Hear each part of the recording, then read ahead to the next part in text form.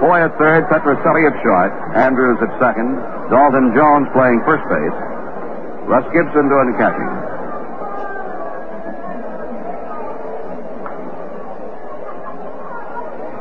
There's the windup by the tall left-hander, and the pitch is inside, ball four. So Tresh draws a walk, and the Yankees have a base runner. And let's see the reaction to Mantles at third.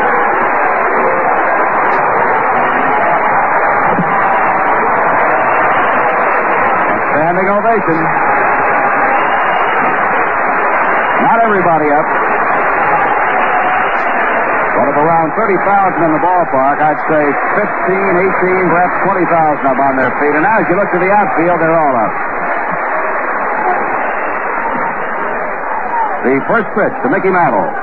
He takes a strike, shoulder high, got the outside corner. Mantle hitting .239. Frank, exactly 20 years ago, same final 3 days of the season, Joe DiMaggio got an ovation here that lasted 10 minutes, and I believe we'll see the same thing on Sunday when it gets down to the wire with Mickey.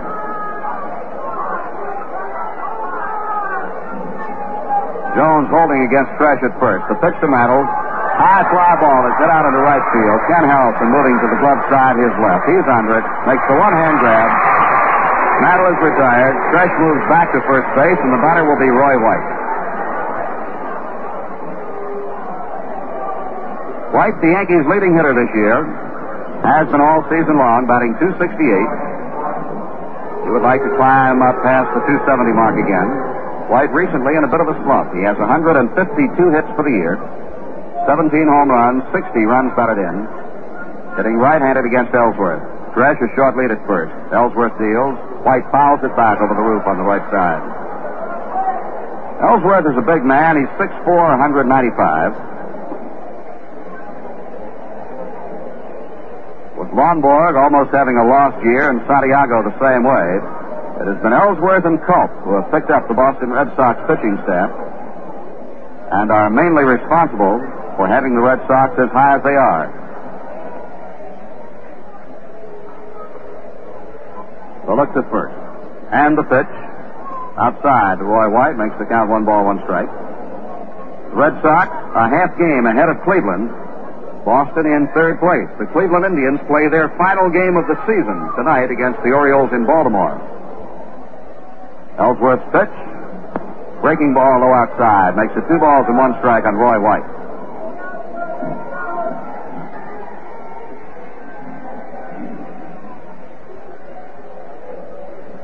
Fresh again. Short lead at first. Left-hander sets and deals, and he's low and inside. Ball 3, 3-1 on Roy White. You're wondering why there's such a big fuss between finishing third and fourth. Well, you noted today in the papers here they figured up to about $800 per man. More for third place than for a fourth place finish.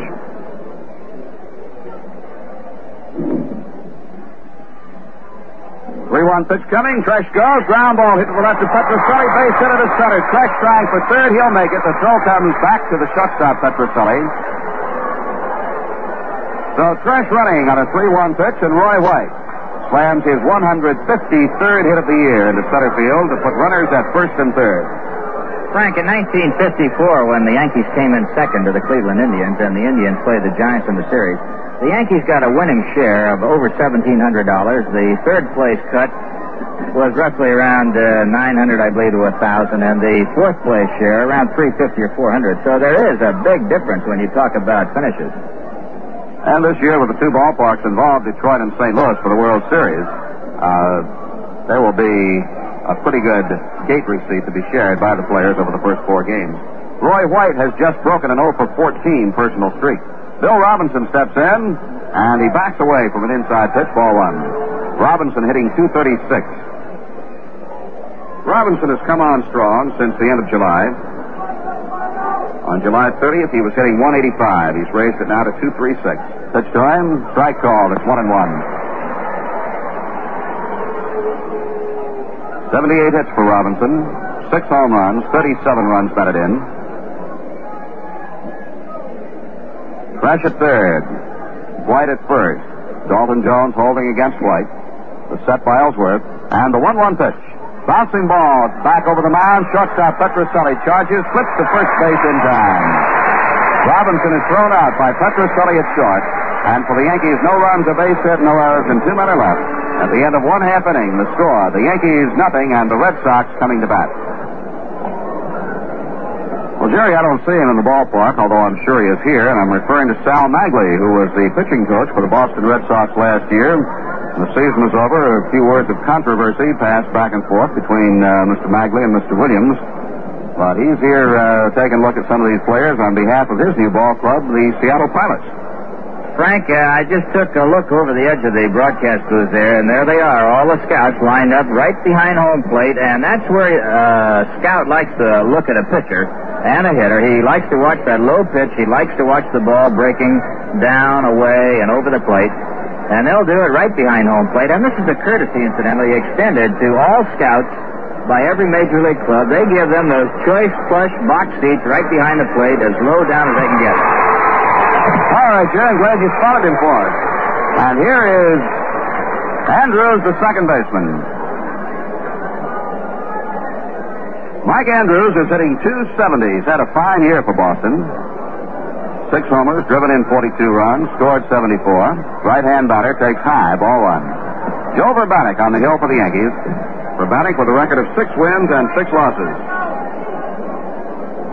Vrbanek has an earned run average of 2.90.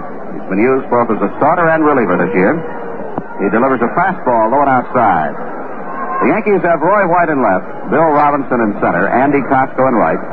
Around the infield, Bobby Cox at third, Tommy Tresh at short, Horace Clark at second, Mickey Mantle at first, and Frank Fernandez catching. 2-0 pitch. Slam deep to left field. It may be off the wall. No, White's got it right at the wall. Roy White moving right back to the barrier and left to take the line drive and retire Andrews. The first baseman, Dalton Jones, left-hand hitter, steps in. Jones batting .235. Takes a pitch low, ball 1. Jones has been up 340 times with 80 base hits. He's had 5 home runs, 28 runs batted in. Drawn quite a bit of acclaim. Got his chance to play when George Scott, last year's first baseman, had a real bad year. Strike is called to him. The count is 1-1.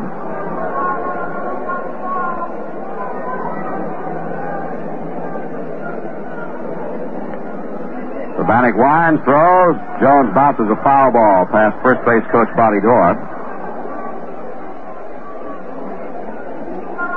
Eddie Popowski coaches at third.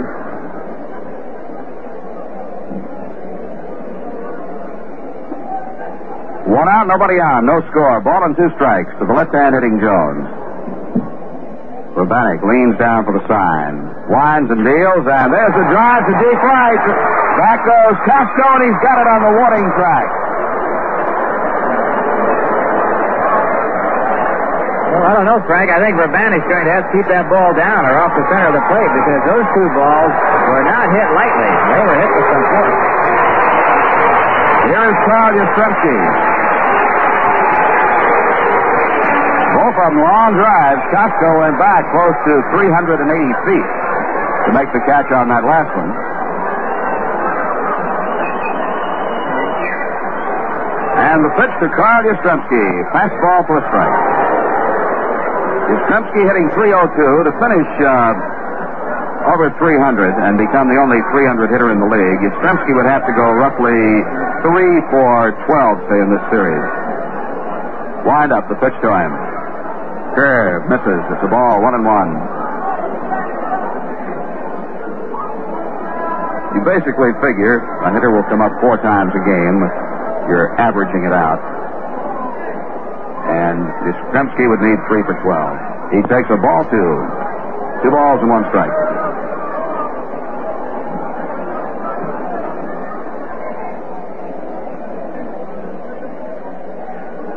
No question but what Yastrzemski will win the batting championship for the 3rd time in his career. Change up is high, ball 3. Talk about batting crowns. That National League's got something going. That Rose and Alou are head-to-head. I think it's 332 apiece or 334, but whatever it is, they're knocking heads. 332 is the figure, Jerry. That's right. They are tied. 3-1 pitch to Yastrzemski. High drive, deep right field. Costco back. This one is going into the bullpen into the seats. It is long out of here.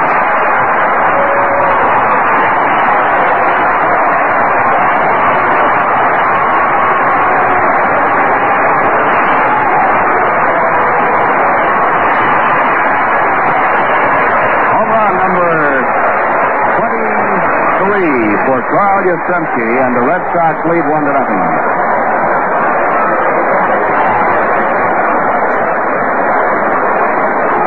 Peterson starts warming up in the Yankee bullpen as Ken Harrelson steps in.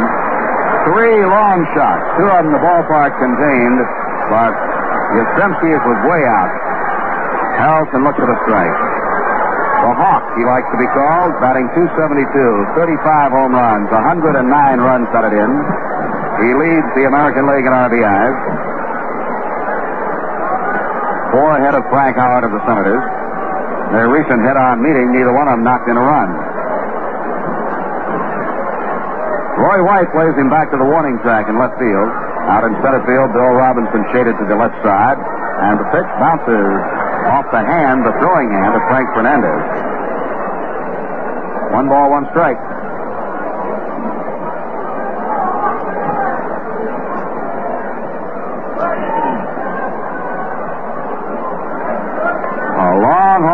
Well into the seats in right field by Yastrzemski. That's put the Red Sox in front 1-0.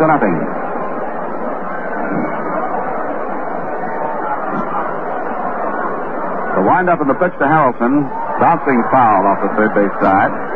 1 ball and 2 strikes.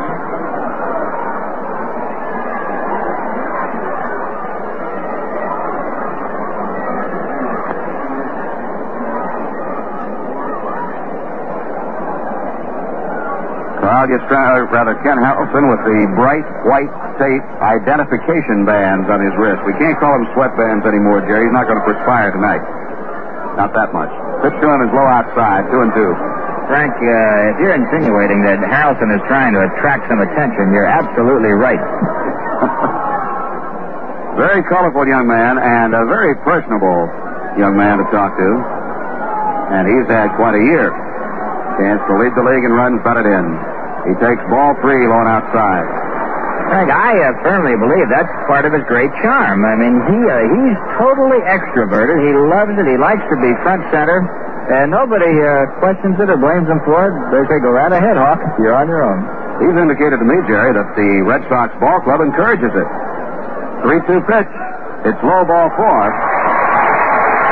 Harrelson said he's received personal publicity over these things that in turn has become publicity for the ball club that they would not have had otherwise. And a good point was that cover picture on Sports Illustrated in the powder blue Nehru outfit. There's another thing going, too. The young people identify with him when they see a ball player in that type of outfit. It may not be the most conservative, but nevertheless, the youngsters of today identify immediately. Reggie Smith, the center fielder, left hand hitter, lines the first pitch in the right field, base hit. Harrelson around second on his way to third. Costco after the ball in the corner. Harrelson holds up. At third base is Smith. Slides into second with a double.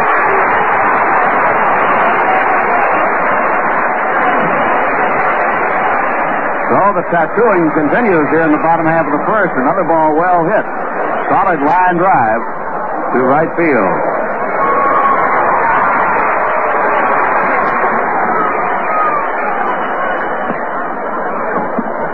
Red Sox now with runners at second and third, and the batter will be Joe Foy, the third baseman. Foy is hitting .227. 10 homers, 58 runs batted in.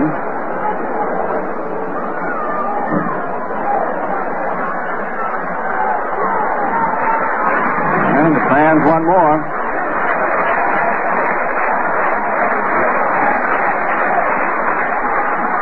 There's a high foul coming back, and it will be just out of the reach of Frank Fernandez. Spectator in the second row reached up and grabbed that one as rather heavy-set gentleman in the first row threw a pretty good block on Fernandez. Best chance that Frank had to catch the ball was to get there a little sooner. He tried to time the ball and his arrival at the same time, and the seats held him back. Had he been there waiting, he may have had an opportunity to dive in and come up with it, but it would have been a tough one. I don't think that guy would let him come in there, Jerry. He's a little, I think Frank was a little overmatched on that in width, anyway. All right, the one strike pitch. Boy takes it for a strike two call. Breaking ball. Urbanic slider.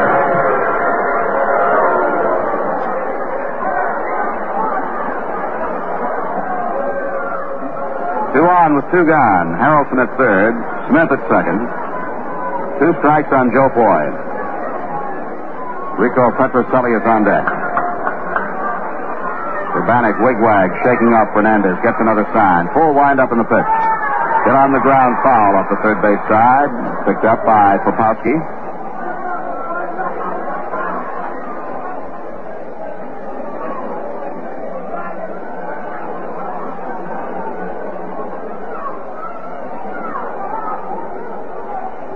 Folks up here knowing their weather pretty well came prepared tonight, carrying a sweater and white top coat. Could be cool before the night's over. Two-strike pitch. Fouled at the plate.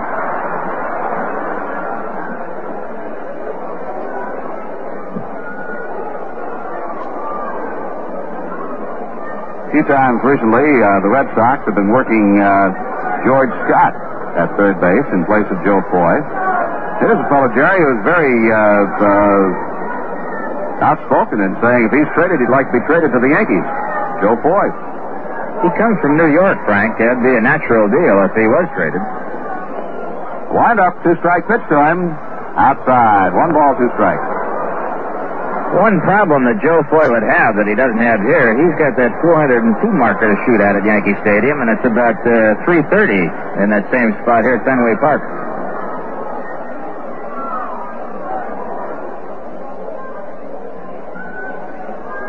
One-two pitch to him. Hit on the ground, foul again as he sort of chopped at that one. Pitch was up rather high. Count holds at 1 ball and 2 strikes.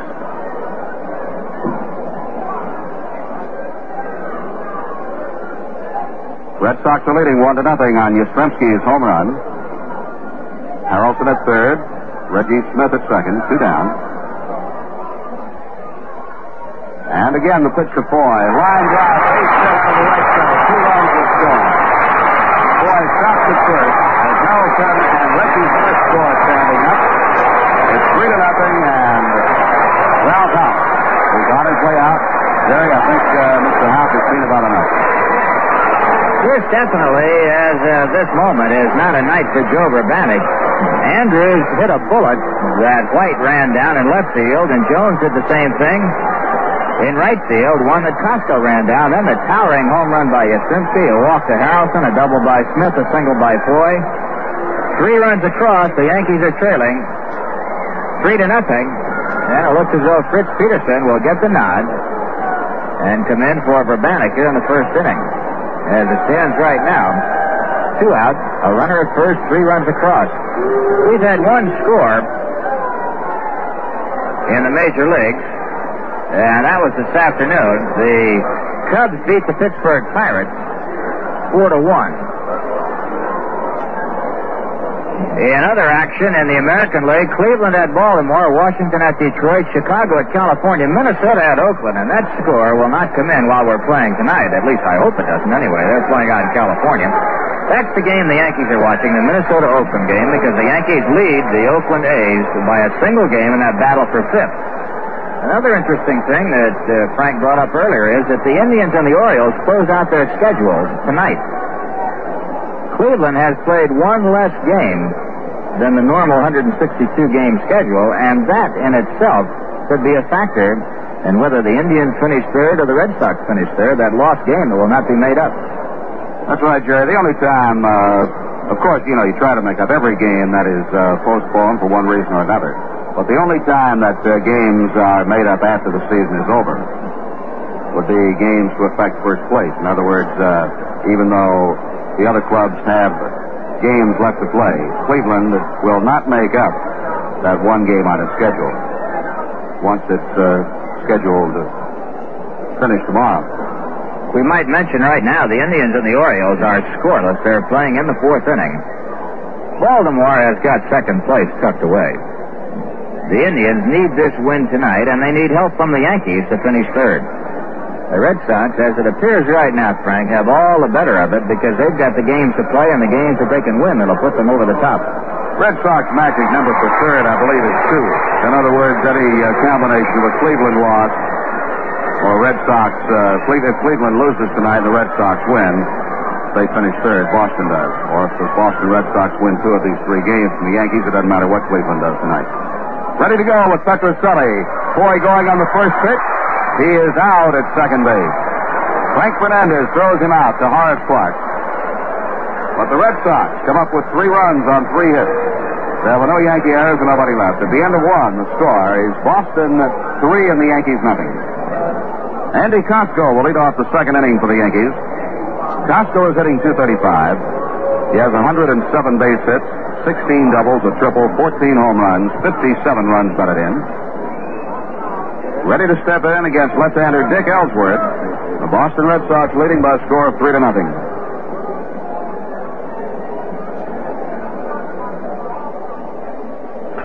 There's the ball. It's to left field, and it is off the wall. Costco trying for 2. The throw coming to second base. The slide, and he's safe. Costco almost slid too soon, Jerry.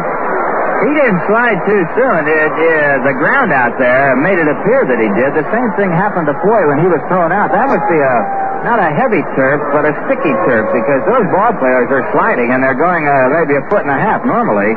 In normal infield areas, you hit and you'll go 8 or 10 feet, but they're just stopping dead. Costco stopped dead and had to get up and reach his foot out for the bag, but he made it. It's a double for Andy. We're told, speaking of Joe Foy and his theft attempt, he had stolen 9 straight bases without being thrown out until that time. All right, Costco on and Fernandez in, and the pitch is in there for a call strike. Frank Fernandez has a batting average of only 160. Nonetheless, with his 21 hits, he has driven in 30 runs. He's had 2 home runs off Ellsworth, including a grand slammer. He takes this one low and inside, and it's a 1-ball, 1-strike count. Last time Ellsworth pitched against the Yankees at the stadium, he allowed 1 run on 4 hits, and the 1 run was a home run by Fernandez.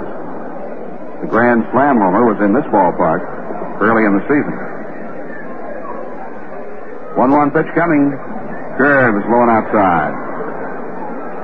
2 balls and 1 strike to Fernandez. They play him strictly as a pull hitter. The infield and the outfield run around to the left side. A lot of territory down the right field area. 2-1 pitch. Swung on a miss, strike 2.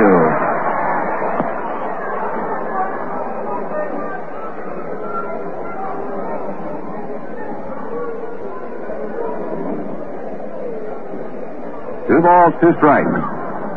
Andy Costco with a leadoff double at second base, taking a good lead.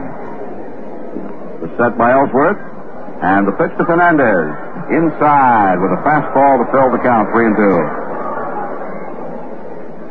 There's the stretch, the set. Payoff pitch to Fernandez, line to left field. It's going to be in for a base hit. Costco stops at third as Yastrzemski made a good play on that ball. Yastrzemski charged in and to his left. Played that ball well on 1 hop. And fired back to hold Costco at third. Of course, Jerry Yastrzemski plays half of his games in this ballpark, but I don't see how anybody could play that left field any better than Yastrzemski. No, he's a great outfielder. I don't care whether it's in Fenway Park or Yankee Stadium. He made a great play in the stadium over his head going out toward that auxiliary scoreboard, which is well over 400 feet. One tough thing in Fenway Park, Frank, the right-hand hitters with a man at second base loses several RBIs a year, as Fernandez did with Costco at second base on this one. Normally, that'll score a man. Here's Bobby Cox at the ground ball to short. Maybe 2. Petrocelli to Andrews for 1. Back to first, double play. Costco scores, but the Red Sox infield comes up with a big double play. Petrocelli to Andrews to Jones. Just to digress a moment, Frank, the reason it's hard to drive in a man on a ball hit to left field with authority from second base is because the left fielder can play very shallow here. He only has a few steps and he's back to the wall. And therefore, you do lose the RBIs because of it. Fritz Peterson, the batter, swings and misses, strike one. There's no run batted in for Bobby Cox. You do not get a run batted in when you ground into a double play. And so there are 2 outs, a run across. 3-1 ball game, Boston leading. Pitch to Peterson is low. 1 ball, 1 strike. 1-1 pitch, foul. Back. 1 ball, 2 strike pitch. Fly ball is hit out in a fairly shallow center. Reggie Smith coming on for it, makes the catch, and the side is retired. Yankees get 1 run on 2 hits. There were no errors, nobody left. And at the end of 1 1/2, the score, the Boston Red Sox 3 and the New York Yankees 1. Tipperillo asked the American people what they thought of the world's first menthol cigar. New Tipperillo M with menthol. Pardon me, Punchy. I'd like a great fighter's opinion. How do you think a menthol cigar sounds? A menthol cigar? Oh! I say, how do you think a menthol cigar sounds? Then we got wise and didn't mention our cigar was menthol. Excuse me, sir. Before you go, would you like to try this new cigar? If it's free, buddy. Here, let me light it for you. You like it? Yeah, I like it. It's great. I like it. You really like it? I told you I like it. I like it. Yeah. Yeah, Great cigar. It's cool. It's mild. What'd you say it was called again? Well, I guess we'll have to call it the Great Taste. It sounds terrible. New Tipperillo M with menthol. Hey, buddy, were you in a fight? You look terrible. Boston Red Sox will have the lower third of the batting order coming on here in the second inning. Petroselli, Gibson the catcher, and the pitcher Ellsworth. Petroselli was at the plate when Joe Foy was thrown out trying to steal second on Peterson's first pitch after coming into the ball game in relief of Joe Urbanek. Rico Petroselli, young man from Brooklyn, hitting .236. Right-hand batter. Chokes up just a bit on the bat handle and takes a pitch low, ball 1. Petroselli suffering from what has tentatively been diagnosed, I think, as chips or bone chip of some kind in his right elbow. It's a ground ball shortened to short. Fresh bobbles it, has no play. Error to Tommy Fresh at short.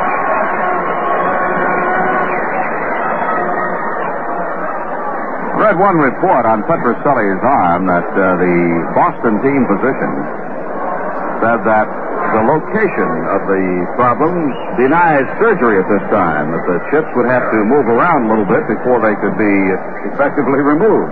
Not knowing anything at all about those things, I just go by what I read in the papers. I'm sure that Rico would like to have them out when he can because it's been a chronic thing for the last 3 or 4 years. Russ Gibson steps in, hits a high fly ball out into right center field. Costco is after it. Costco makes the catch. Petroselli tags at first, but goes back as Costco unloads a fine throw into Tresh, who is standing on the bag at second. So Gibson, first ball hitting, is retired. And now we'll have the pitcher, Dick Ellsworth. Ellsworth has had 3 hits in 70 at-bats. The story I was reading on Petroselli said that if the chips do not move around, he will just have to take medication and learn to live with them. The position they seem to be now, according to the story, surgery would not be effective. Let's see what Ellsworth does. He's a left-hand batter up there to bunt, takes the bat away, and a strike is called over the outside corner. Bobby Cox and Mickey Mantle both charging down toward the plate. I don't know what Mickey said to Fritz Peterson, but they both broke out in big grins.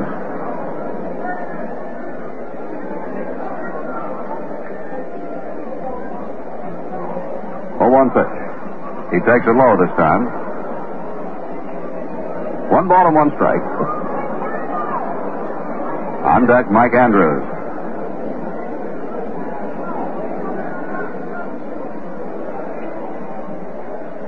Ellsworth, 6'4", 195. Crowds that plate pretty well. Holds the bat down on the end. Now squares to Buck. Bunts it down the third base side. Cox kicks the ball. Picks it up. Throws to first in time. Third base was left unprotected. Rodrigo Petrocelli elected not to try to outrun anybody over there. He stopped at second base. Clark took the throw at first. So the play on the sacrifice goes Cox to Clark.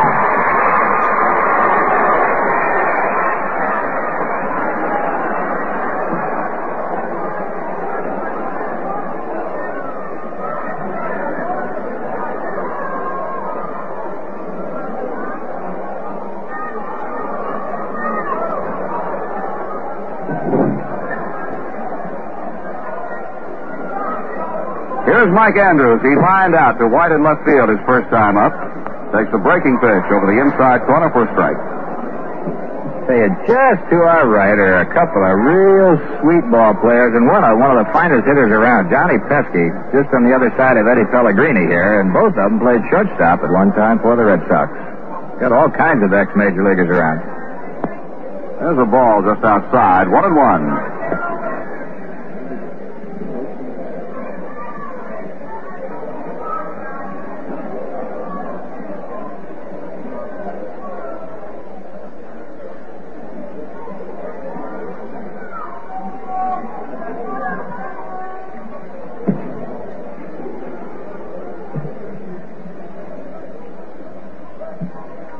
A ball and a strike to Andrews.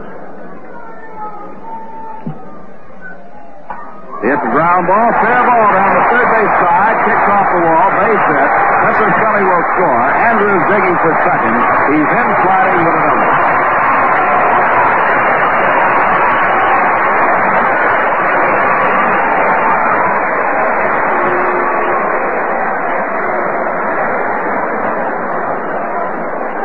One ball game as the Red Sox score again.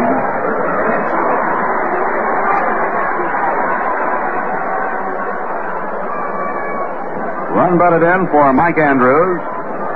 And now Dalton Jones steps in. The RBI for Andrews is 43rd.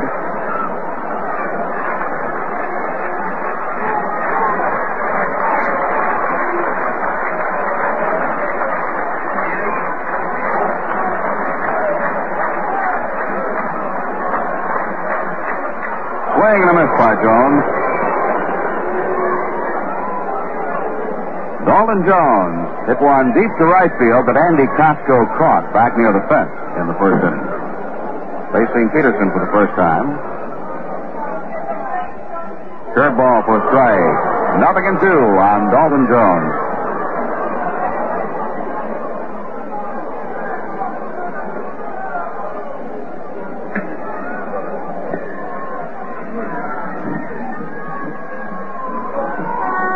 Check swing and a ball outside, 1-2.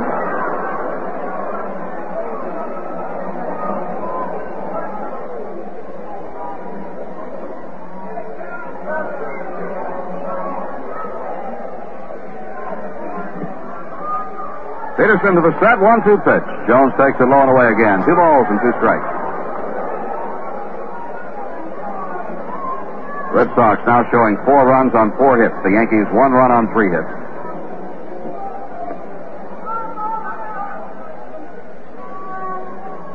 Set by Peterson. Looks back to second, 2-2 deal. Check swing and a foul tip. Strike 3. So the side is retired, but Boston scores 1 run on 1 hit. There was a Yankee error and a man left. At the end of 2, the score, the Red Sox 4, the Yankees 1. There's a double celebration this week at the brand new Salisbury of Scotia Chevrolet dealership, and you're invited. We say double because Salisbury is not only celebrating the introduction of the 1969 line of Chevys this Thursday, but the grand opening of their brand new sales rooms at their new location at the point of Freeman's Bridge Road and Route 50. It's opposite the Schenectady County Airport in Scotia, and it's the Capital District's most modern automobile dealership.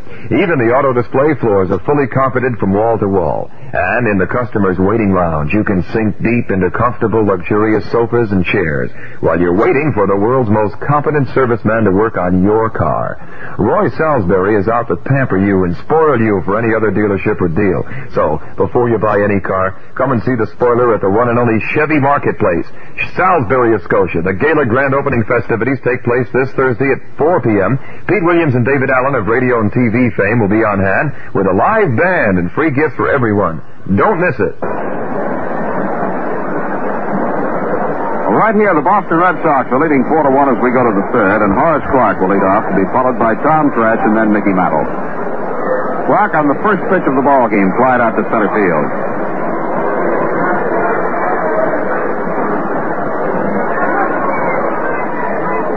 Clark came in batting .226.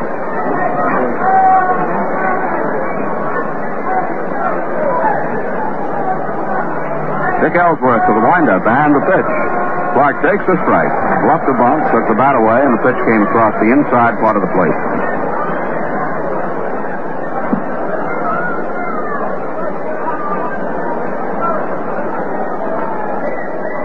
One strike deal, hit on the ground, just foul past third. Boy had no chance for it had it stayed fair. Just foul as it passed the bag. Jerry mentioned earlier we have a good crowd here at Fenway Park tonight, and we understand they're expecting anywhere from 80 to 100,000 for these three final games of the season.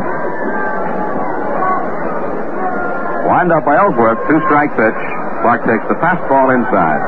Unless Crosley Field in Cincinnati takes the honors, I believe this is the smallest park in the major leagues, and they're going to go 1,950,000 in a park that seats about 32 or 3,000. There's a ball, two, just outside to Clark. 2 balls and 2 strikes.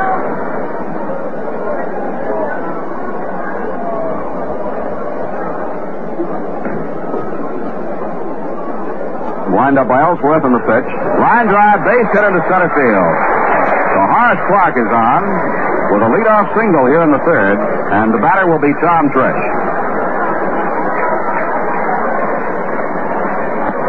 Base hit number 4 for the Yankees.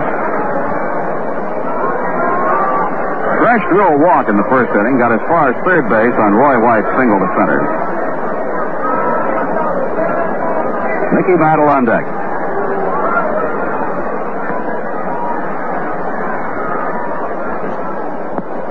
There's a ball 1 to Tommy Tresh, batting right-handed. Jerry mentioned Crosley Field. Its listed capacity just under 30,000. 1-0 pitch. Line out into center field. Reggie Smith, though, got a beat on it, makes the catch. Horace Clark dashes back to first. Tresh hit that ball well, but within range of Reggie Smith. And the batter is Mickey Mantle. Harold Chase in the Boston Globe wrote quite a column about Mickey Mantle today. The lead paragraph, this may or may not be Mickey Mantle's last weekend ever at Fenway Park, but in case it is, let Boston be properly appreciative. Mickey looks at a curve for a strike. Going back, since Mantle first played at Fenway Park at the age of 19 in 1951, no visiting ball player has caused as much excitement. 1 strike pitch. Inside, 1-1.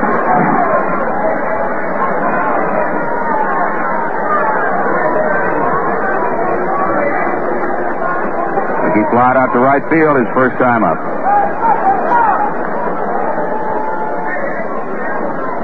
1-1 delivery. Foul back over the roof. Babe Ruth hit 43 home runs at Fenway Park for the Yankees. Mickey Mantle has hit 38 in this ballpark.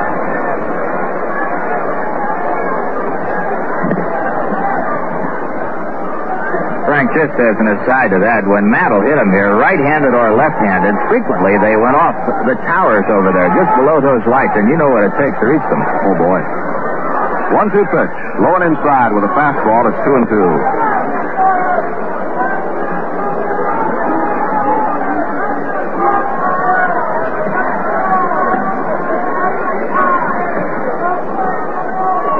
Two balls, 2 strikes. 1 out. Horace Clark at first. Ellsworth deals, and Mantle takes low inside, ball 3.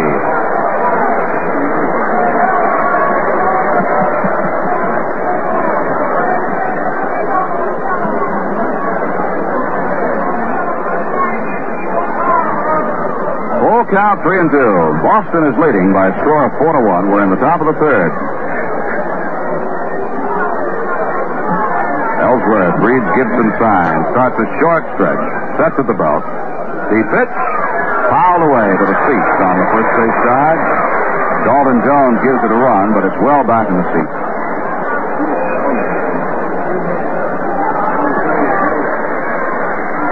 Count holding 3-2. Clark, of course, not running. The Yankees trailing by 3.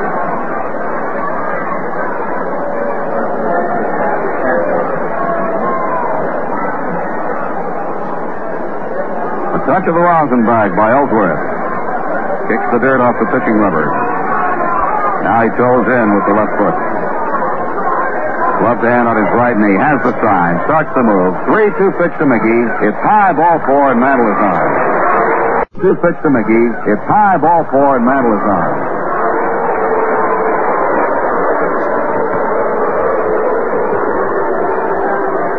So now, with runners at first and second and 1 out, Roy White steps in. Roy had a single his first time up.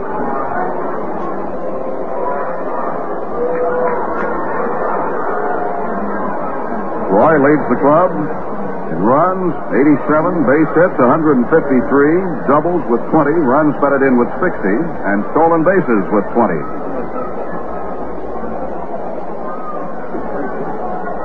Then, slightly at the knee, is waiting. Ellsworth deals a curve that misses, ball 1. And activity in the Boston Red Sox bullpen. Juan Pizarro and Dave Moorhead up and throwing.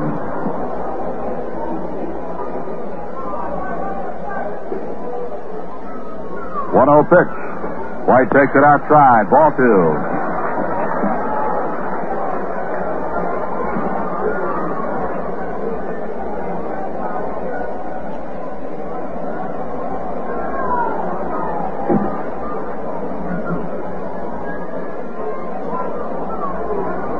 Two balls and no strikes.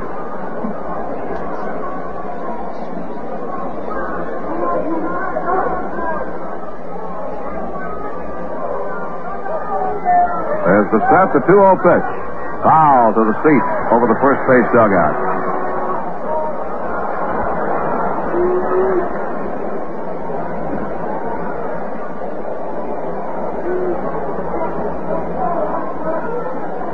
Dave Moore had a right-hander and Juan Pizarro a left-hander, loosening up in the Boston pen. Red Sox are leading 4-1. 3-run lead doesn't mean a whole lot in this ballpark. Not this early in the game. 2-1 pitch to Roy White. Line out into right field. Moving over for it is Harrelson. He's got it. And Clark forgot that there was only 1 out, and he is easily doubled off second. Clark was running, and he was all the way down to third, had no chance to get back. So for the Yankees, no runs, a base hit, no errors, a man left. And at the end of 2.5, the score is Boston 4 and the Yankees 1. Atlantic is giving away sporty new Camaros, luxurious mink jackets, plus thousands of other wonderful prizes, including color TV sets, Polaroid cameras, blenders, wristwatches, and up to $1,000 in cash. How do you get these wonderful prizes? You play Atlantic on the go. All you have to do is drive into any participating Atlantic station and ask for an on-the-go coupon. No purchase is necessary, and except where prohibited by law, any licensed driver can win. Each time you stop at a participating Atlantic station, pick up another coupon. It's as easy as that. Match them up until you find 2 coupons that make a complete picture, and you're a winner. Sound easy? Well, here's something to make it even easier. Each on-the-go coupon gives you not 1, but 4 different ways to make a match. So start collecting coupons today. Fabulous prizes could be waiting for you at any participating Atlantic station. So play Atlantic on the go. You could be a big winner.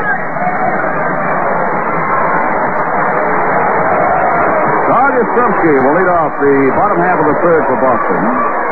He has homered deep into the right field area, his first time up. It was his 23rd home run of the year. He hit the home run off Joe Verbatti. Now he's batting against Peterson.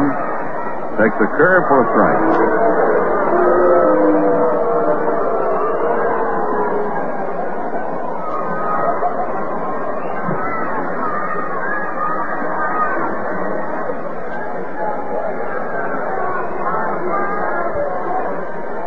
Harrelson on deck. Pitch to Yaz. Hit high in the air out into right center. Bill Robinson, the center fielder, to his left. He's under it. Makes the catch. Yastrzemski is retired. There's one out. It brings up Ken Harrelson, who walked and scored in the first inning.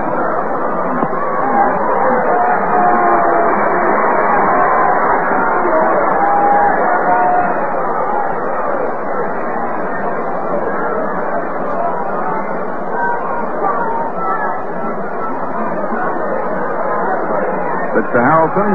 One hopper past Cox out into left field. A real shot. Roy White fields it, fires in towards second base. And Harrelson has his first hit of the night. Short single to left. The second hit off Peterson. And base hit number 5 for the Red Sox. And here is Reggie Smith, who had a double to right field his first time up. Smith swings around now and bats right-handed against the southpaw Fritz Peterson.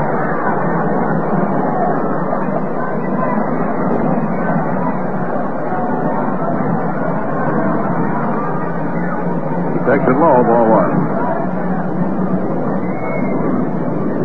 Reggie Smith, as a right-hand batter, is hitting .248. As a left-hander, .269. And overall, .264. Got a strike, and it's 1-1. 1 ball, 1 strike. Boston leading 4-1. Joe Foy is on deck. Mantle holding against Harrelson at first base. Hawk walks off a short lead. Peterson looking at him. The pitch to the plate. Curve is high.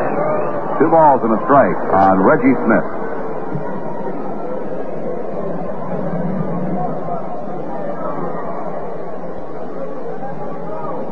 Reggie Smith has a 6-game hit streak after his first inning double.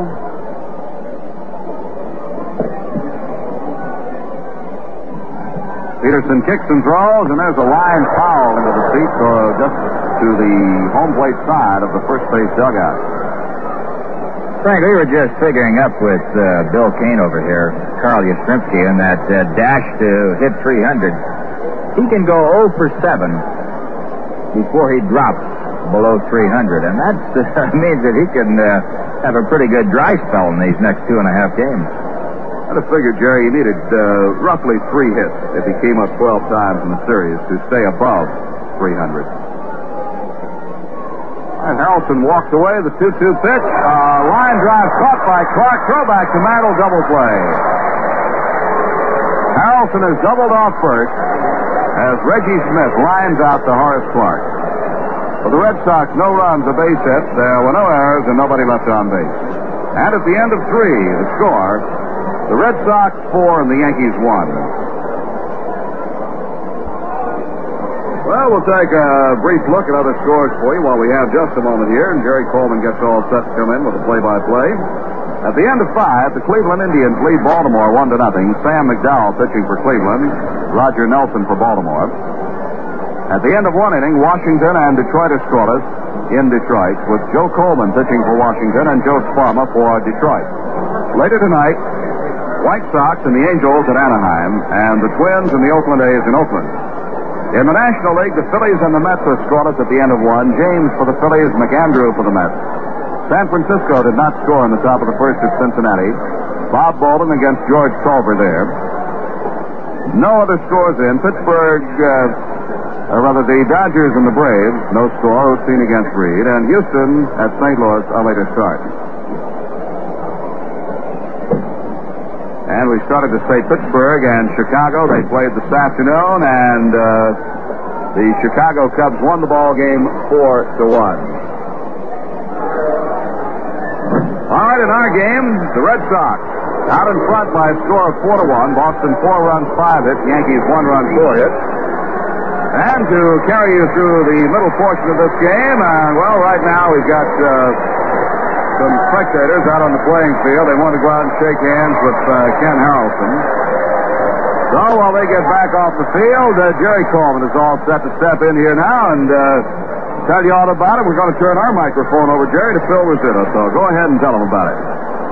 Okay, Frank, it'll be Bill Robinson, Andy Costco, Frank Fernandez coming on for the Yankees. They're trailing in the ball game 4-1 as we go into the fourth inning.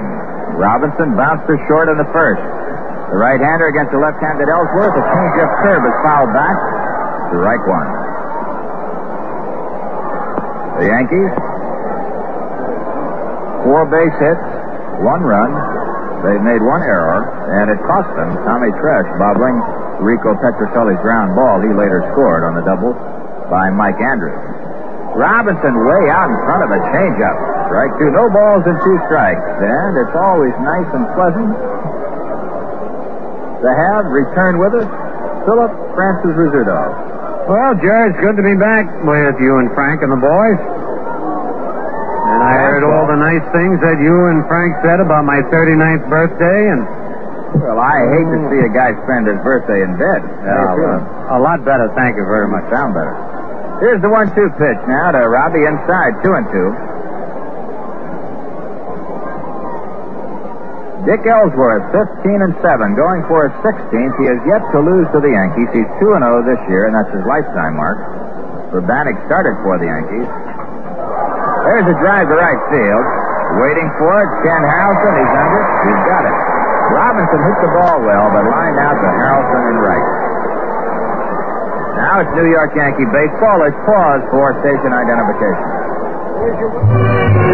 This is Jerry Ducey. Stay tuned tonight following Yankee baseball for my Nightline show here on WGY's Schenectady.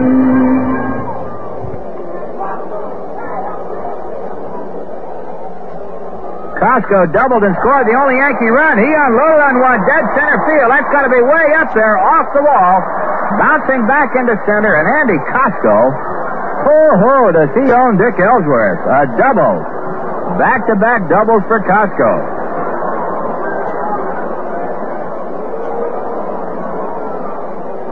a lot of hard-hit balls here tonight, Jerry, and yet the balls are not carrying because of this heavy air.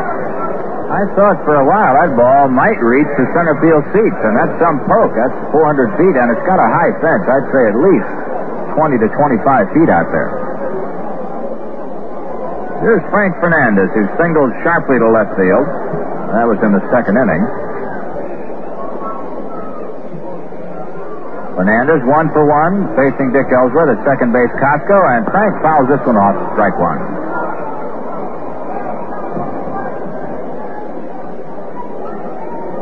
In the fourth inning, Boston 4, Yankees 1.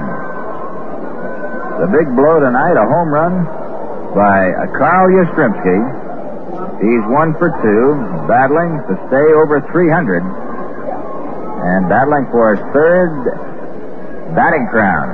Curveball in the dirt. Nice play by Russ Gibson, keeping the ball in front of him. Costco stays at second base.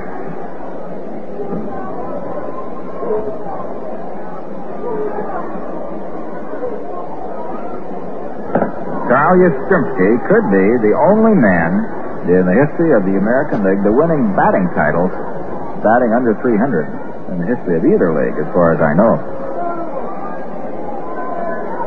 The 1-1 pitch now to Fernandez.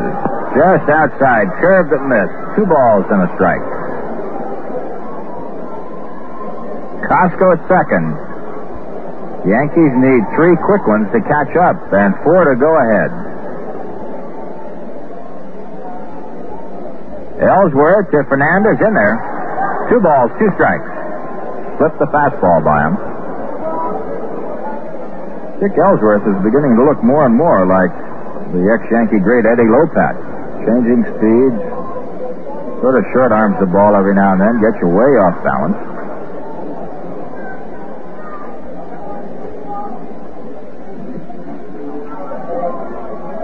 Ellsworth to Fernandez, swings and misses, strike 3. That's the first strikeout for Dick Ellsworth, and a big one. 2 down. Costco Holding at second base, Bobby Cox coming in. Bobby bounced into a double play in the second.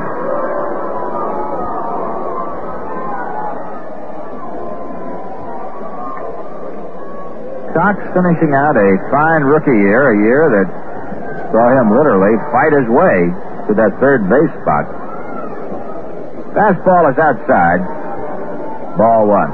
Bobby Cox was voted the rookie third baseman.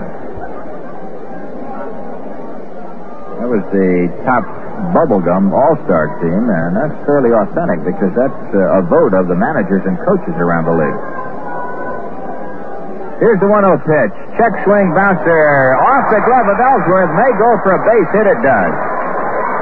Ellsworth knocked down any chance that Joe Foy had of throwing out Bobby Cox when he tipped the ball. And now Rocky Colavito coming on to bat for Fritz Peterson. Fred Talbot warming up in the Yankee bullpen. Costco moving to third base. Runners at first and third. Colavito batting for Peterson.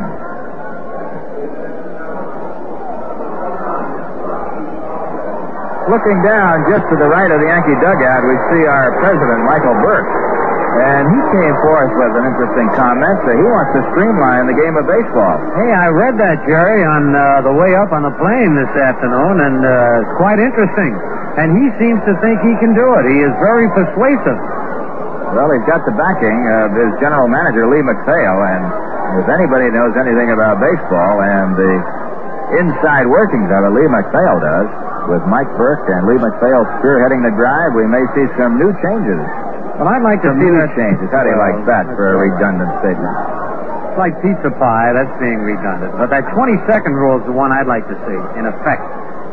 Here is Colavito. He takes inside, ball one. Runners at first and third, 2 outs. Still, let's discuss that when we have a minute. As soon as there's a lull in the game about that 20-second rule.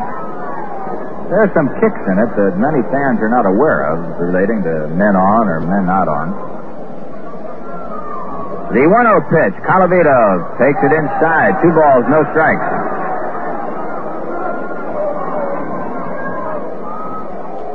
Boston 4, Yankees 1. Yankees threatening here. One shot right now could bring the Yankees back in this game in a hurry. Fred Talbot throwing in the bullpen. Verbanek started, relieved by Peterson. And now Talbot will be coming on in the fourth. Ellsworth sets, delivers, and Rocky takes a curve that drops right in there. 2 balls and 1 strike. An off-speed curveball. It wasn't a fast one, not a sharp-breaking curve, just a slow lollipop, as they call it.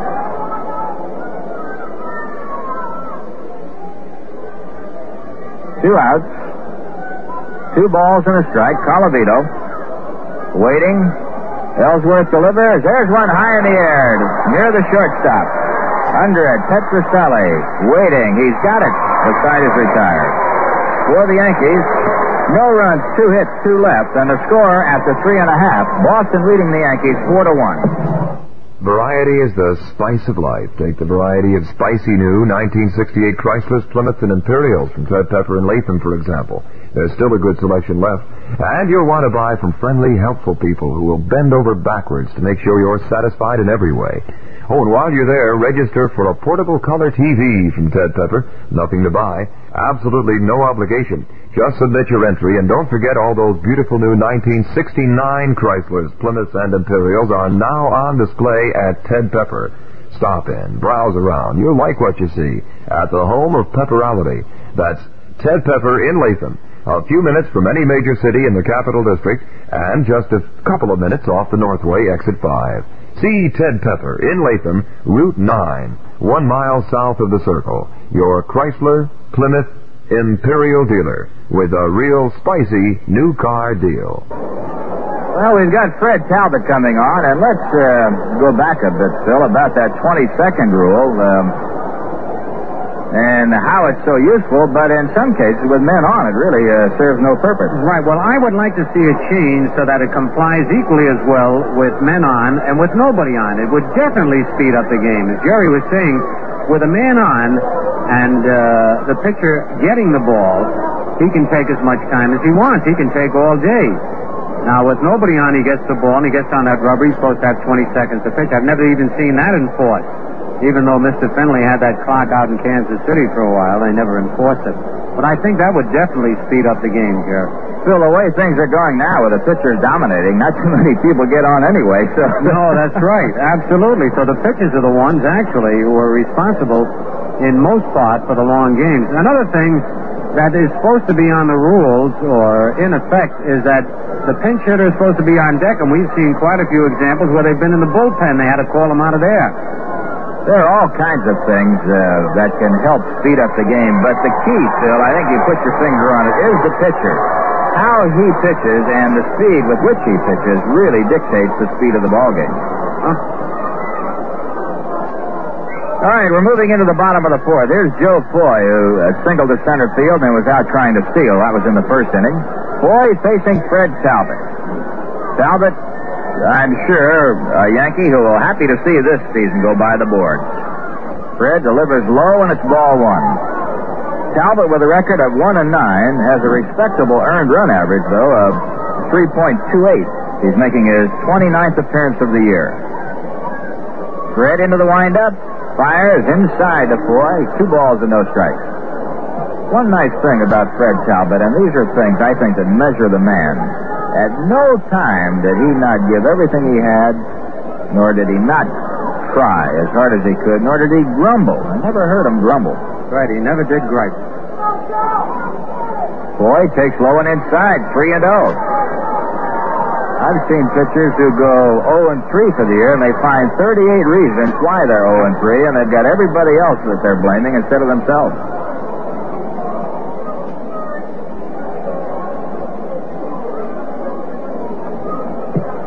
Here's the 3-0 delivery to Foy. It's in there, strike one. Defense straightaway. Outfield, normal depth. Infield, the same. First base, Bobby Doerr, coaching for the Red Sox. Eddie Popowski at third. 3-1 pitch to Foy. Inside, ball 4. Talbot coming on. Walks the first batter. He faces Joe Foy. Urbanek went a single inning. Gave up 3 hits and 3 runs. Peterson went 2. He gave up 2 hits and 1 run. That run was unearned. And now Fred Talbot coming on in the 4th inning. Foy at first, Petrocelli coming in. Petrocelli safe on the air by Tresh, who later scored on the double by Andrews.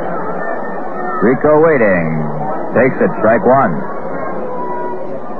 Nice to see Petrocelli back in the lineup for the Red Sox. Considered by many to be as good as anybody out there at short. Arm's still a little tender, I understand, Jerry, but he is throwing better than he was early. 1 strike pitch. Foul back. No balls, 2 strikes. Joe Foy, who leads both ball clubs in stolen bases, he's got 26. Even though he's batting only .227, he's been stealing a lot of bases, and he was cut down attempting to steal in the first. That was the first time after 9 straight thefts. 2-strike pitch on the way. Misses outside. Rico takes it. 1 ball and 2 strikes. A packed house. Literally jammed, with the exception of a small section in dead center that they keep clear when they can for background purposes. Say there's very close to 30,000 people here tonight, if not even more.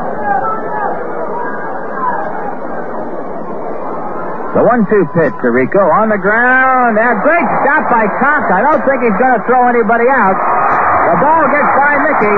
Drifting over by the Red Sox dugout. Foy around third, challenging Mantle, and Mickey throws the ball home, and Foy goes back to third. Down to second on the air is Petrocelli.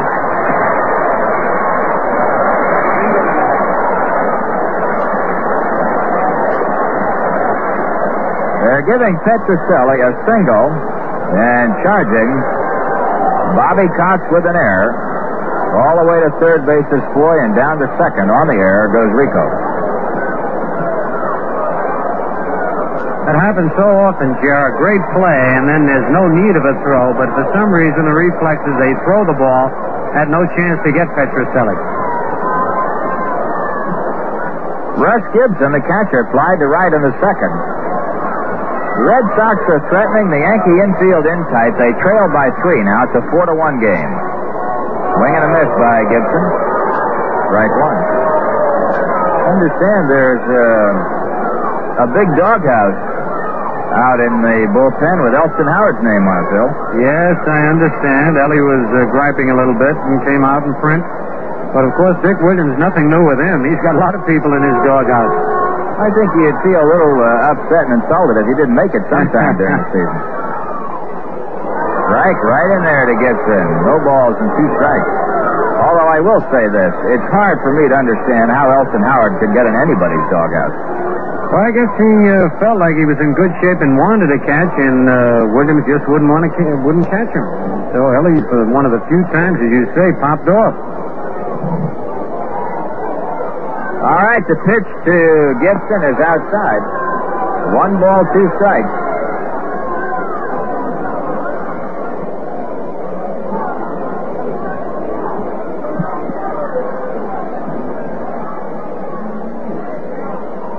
The runners at second and third, infield in, nobody out. 1 ball, 2 strikes to Gibson. Talbot into the windup, delivers inside, just didn't miss. 2-2. It's rather a coolish evening here in Boston, and yet without any wind blowing, and there's hardly any at all, you don't notice it. It's the wind, really, that gets you. At least it does up here when it blows in our face. We're on the roof. Talbot again, the 2-2 pitch to Gibson. Fouls it back, got a piece of a high fastball. That's the one he likes.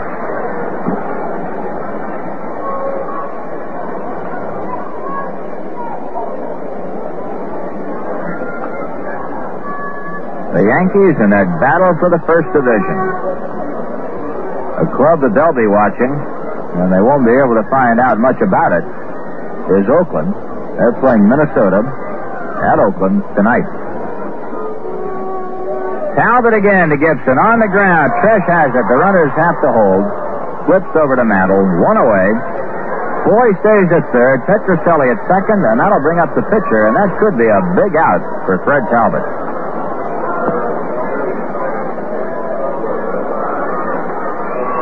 Hitters love to bat with that infield in. The ball was hit fairly good, but a one-hopper directly to Tommy Tresh. The infield stays in because the Yankees now looking for a possible squeeze. Ellsworth sacrificed in the second. Foy moving off third. Cox holding him tight. The pitch by Talbot up the middle. Into center field, a base hit. 1 run is in. Here comes Petrocelli. And Dick Ellsworth helps his own cause with a 2-run single.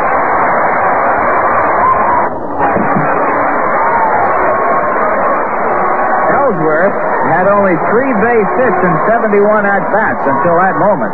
Now he's got 4, and a big one it was. Those are his first RBIs of the year.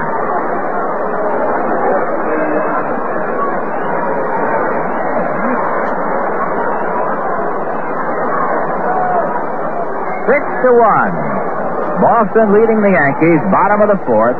The leadoff batter, Mike Andrews, line to left and double to left. 2 runs in. Ellsworth at first. 1 away. Andrews waiting. Talbot sets, delivers. Fastball down the middle, strike one.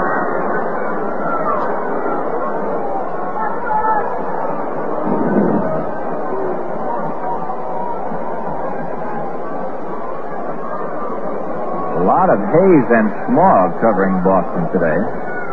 The 1-strike pitch. Little outside, 1 ball and 1 strike. There was a threat of rain, but I believe it disappeared in a hurry when the weather got cool.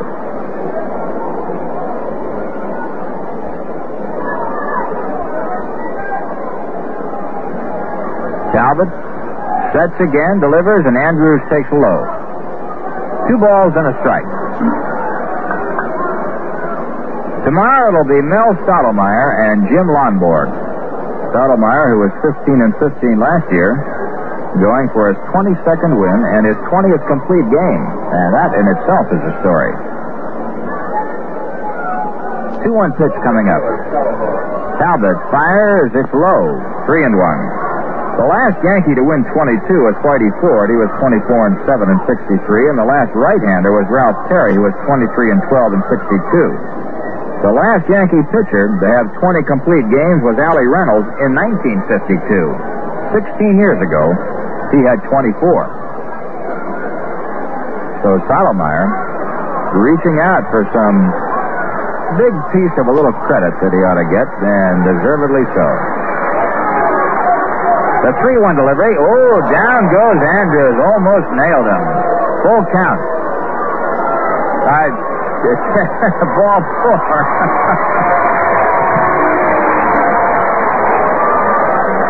I don't know how a knockdown pitch on 3-1 could be a full count. Well, I tell you, it upset Andrews as much as it did you, Jerry. I think you were worried because he almost got hit and he forgot the count. Thanks, Bill. Honachik had to look at his little indicator to make sure it was ball 4. Dalton Jones stepping in, line to right and struck out. The runners at first and second. One away. The pitch to Jones, lined hard and foul on the left side.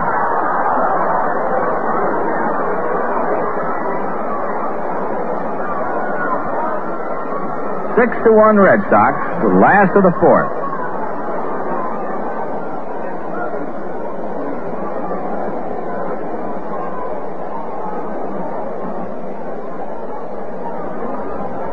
Jones, left-hand batter. Waiting as Talbot sets. 1 strike pitch, change up outside. 1-1. Ellsworth at second. Andrews at first, and John Cumberland is throwing in the Yankee bullpen.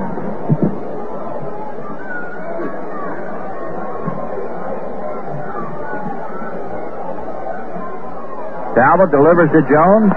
A little low. 2 balls, 1 strike. On deck, Carl Yastrzemski.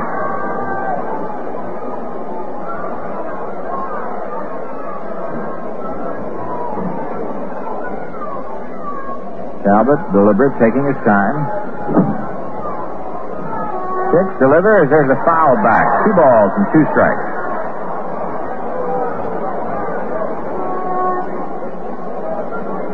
The one thing that Jones wants to do is to stay out of the double play. Of course, he'd like to get a base hit, but the big thing is to stay out of that big double play that'll kill the rally.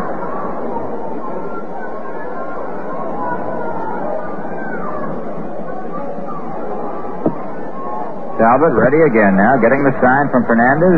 Delivers again. There's a ground ball to Tresh. This could be 2 to Clark. Back to first in time, and that's exactly what Dalton Jones did not want to do, and he did it. 6-4-3. Second double play for the Yankees. For the Red Sox in the bottom of the fourth, 2 runs on 2 hits. 1 Yankee error, 1 man left. The score after 4, Boston 6, Yankees 1. How would you like to win a new Chevrolet Camaro for up to $1,000 in cash just by playing Atlantic on the go?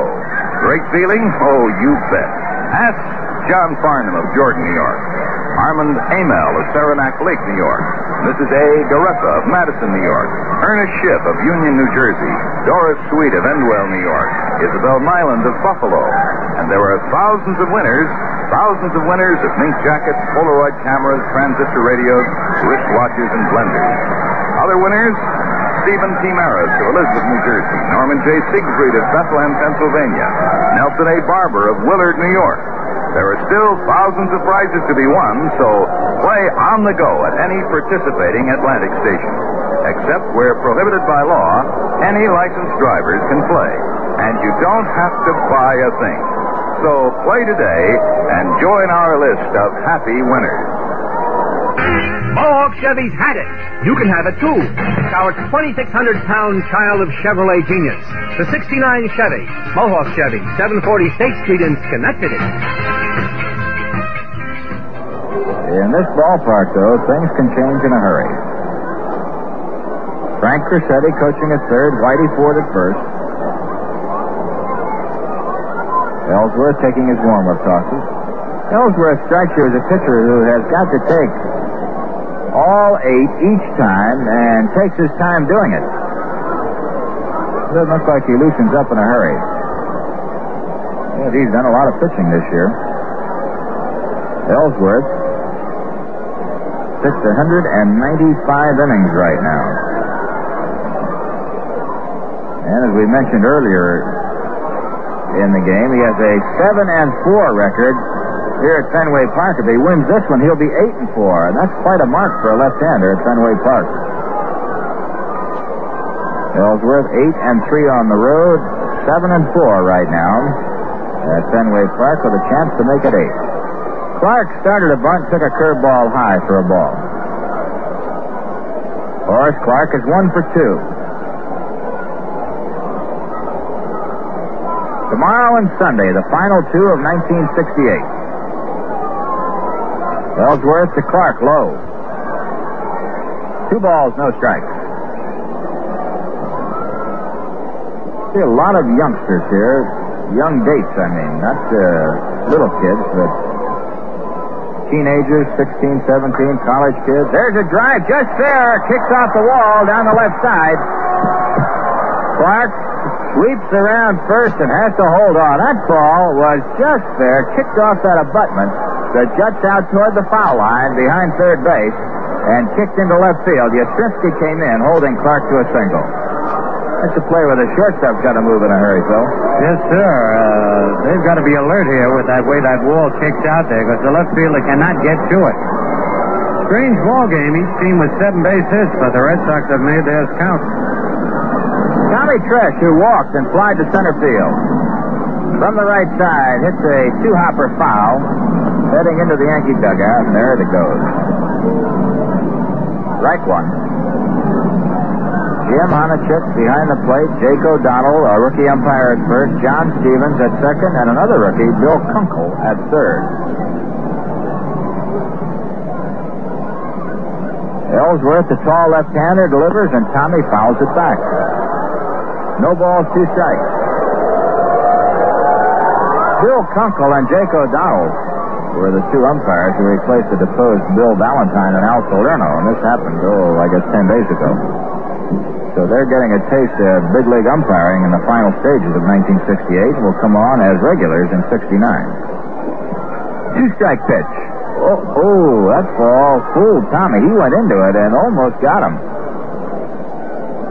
1-2 the count. Clark moving off first.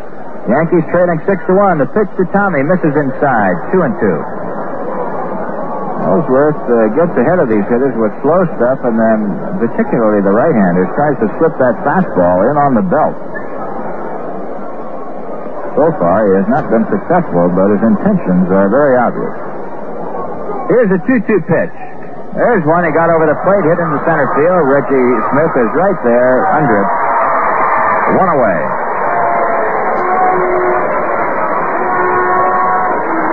Now Mickey Mantles.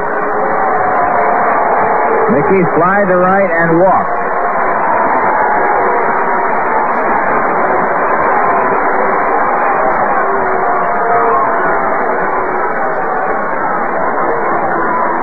The walk to Mantle was his 106, and he trails Yastrzemski, who leads the American League. Carl has 116. 1 out. Mantle is up there. He takes the curve outside. Clark at first.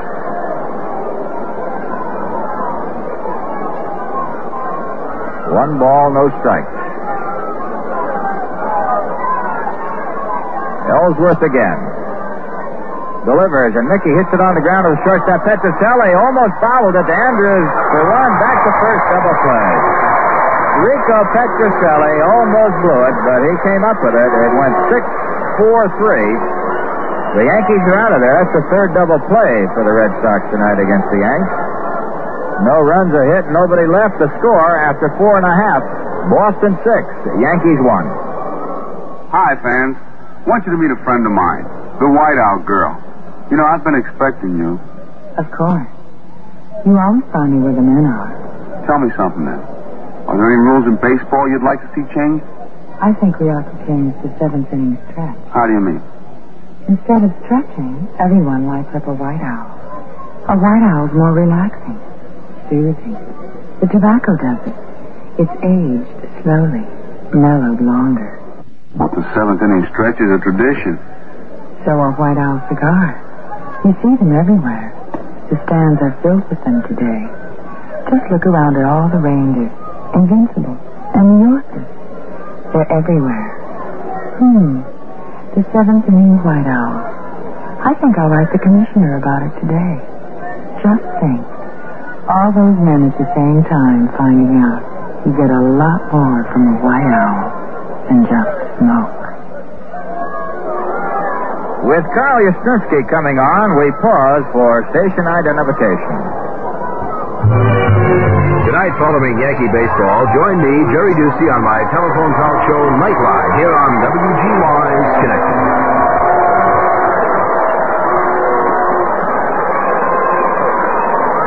Carl Yastrzemski, a home run, a fly to center field. He's 1 for 2, batting at .303.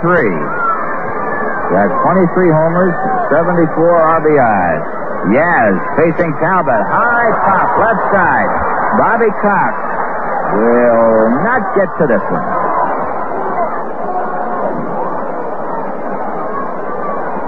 That one dropped behind the Yankee dugout.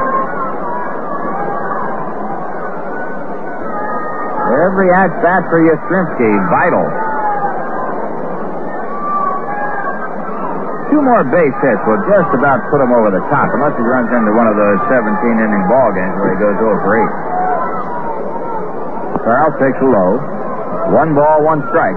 I've got kind of mixed emotions about Yastrzemski. I want to see at least one American Leaguer hit over 300. And he's got to do it. To do it, he's got to get base hits against the Yankees, and he got the home run tonight. Let's let him get them all tonight. Right. As long as we're behind 5 runs, and we'll hold them in from here. 2 balls and 1 strike now. They have 4 300 hitters in the National League, and how about that Rose and Alou? They're 332 head-to-head coming into tonight's action. Left field, well hit. Roy White may get it. He can't get it. Another base hit for Yastrzemski. He drifts into second base with a double. And that could just about put Yastrzemski over the top. Boy, he hit that one, Jerry.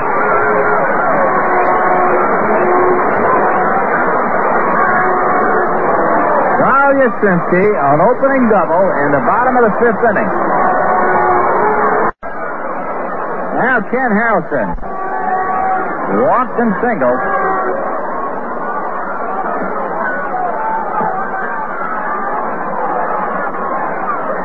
Before Yastrzemski got that double, he could have gone 0 for 7 and still held on to a 300 average, so that gives him maybe 0 for 9 now, with 2 games to go. Ken Harrelson takes low, ball 1.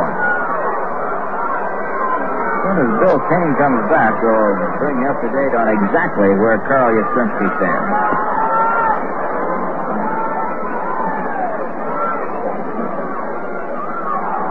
Carl at second base. Boston 6, Yankees 1. Ken Harrelson the batter. Harrelson leads the American League in RBIs with 109, and that's 4 ahead of Frank Howard.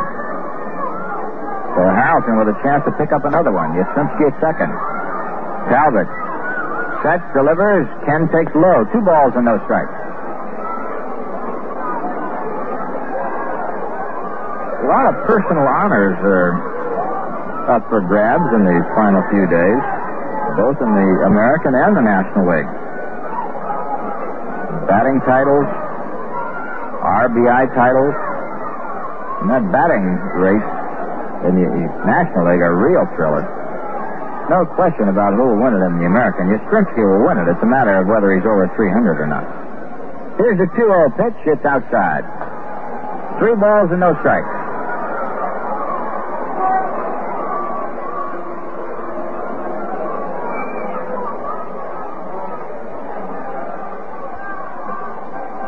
3-0 the count. Ken Harrelson, high stirrups, pulls those socks way up there. See a lot of white. He's waiting from the right side. Yastrzemski at second. Talbot unloads, and Harrelson goes after 3-0 and pops up. Foul territory. Frank Fernandez. I thought he was going to undress to get that one. He started throwing gear all over the place here.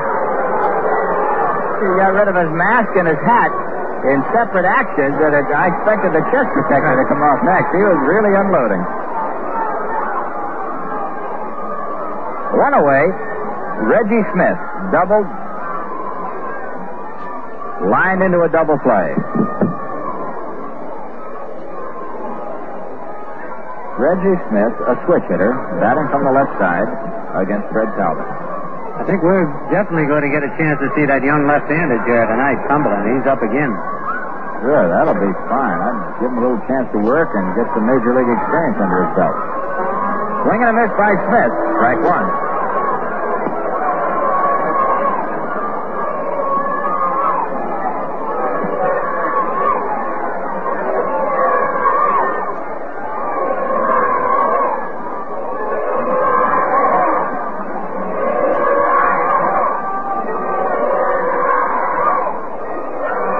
Lines one to Cox. He's got it. What a play by Bobby Cox. Reggie Smith hit a bullet. Bobby Cox hauled it in.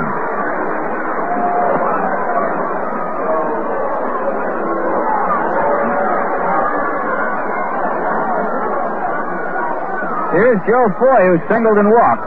Drove in a couple of runs and scored a run.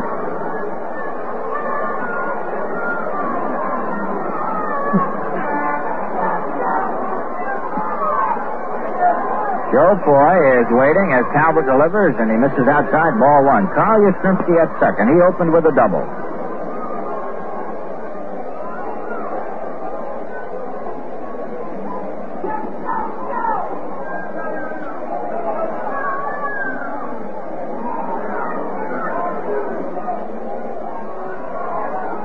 Talbot, the right-hander for the Yankees, pitch delivers inside, 2-0.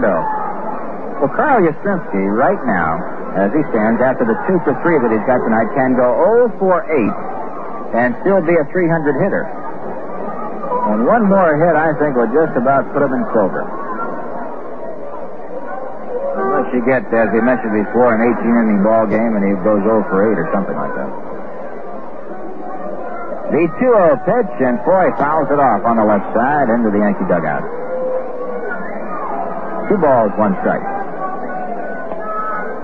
Carl Yastrzemski, incidentally, is hitting at 305 as of this moment. And he needs 2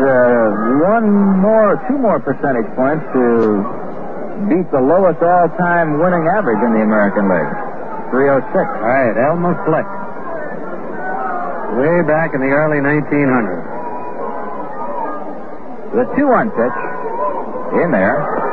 2-2. You know, Elmer Flick is still living here, so it would be an interesting thing for him, I guess, to follow this. It's tough to be known as the fellow who led the American League with the lowest batting average, even though it's quite an honor. Yeah, but he's much more famous than other guys that have led it with much better averages. The 2-2 pitch now on the way. Foy takes low and outside, 3-2.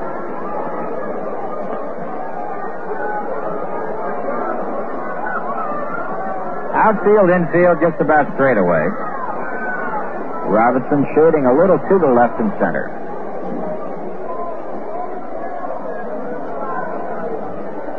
Joe Foy waiting. Talbot is a slow worker, as you know. Payoff pitch coming up. Into center field, well hit. Phil Robinson coming in right there makes the play. The ball was hit solidly. Robinson was there to take it. So the leadoff double by Yastrzemski goes down the drain, and after 5 full innings of play, Boston 6, the Yankees 1. When you play Atlantics on the go, you play to win, and the prizes you can win are fabulous. Prizes like a new Camaro, a color TV, a mink jacket. But On the Go has something else going for it besides big prizes. On the Go is 4 times as exciting as other big prize awards because On the Go gives you 4 ways to win. Each On the Go coupon has 4 sides. Each side has a part of a different picture. Match any one of these 4 sides to another on-the-go coupon for a complete picture, and you're a winner. Lots of prizes, lots of cash. Easy to play, and no purchase is required to qualify, just your driver's license. Except where prohibited by law, you can stop at any participating Atlantic station as often as you like to pick up another on-the-go coupon. Atlantic wants you to win, so get in on the fun and get in on the prizes. Or to put it another way, get on the go with Atlantic.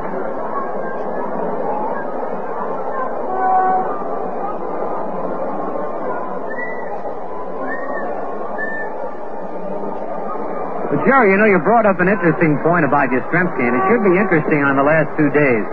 It kind of parallels the great Ted Williams, except for a matter of 100 points. No, but what I mean was, remember the last day, Williams was over 400. They had a doubleheader at old Connie Mack Stadium when the A's were there, and they asked Williams if he wanted to sit it out to make sure he'd hit over 400, and Ted, the great athlete of the year, said, no, let me play. I think he got something like 5 or 6 hits in the doubleheader. Now, Yastrzemski could be the same way in the last 2 days of the season, and I hope they play him, and I'm sure he'll want to. In other words, if he doesn't play on Sunday, he could wrap it up for sure. Right. Okay, well, watch that. Then there'd be a lot of comment about it, Here's Roy White, who pushes one toward first. Ellsworth, he got him on a great play, and White says he didn't. Jake O'Donnell is being rushed by White and Whitey Ford. And I have never seen White this mad in all of his baseball games. Boy, he's hot. Well, Jerry, I tell you, if he would have been tagged, he'd have felt it. And I thought it was up to Honeychick to call that play. O'Donnell was pretty well blocked out, it seemed to me, to see if Ellsworth tagged him or not.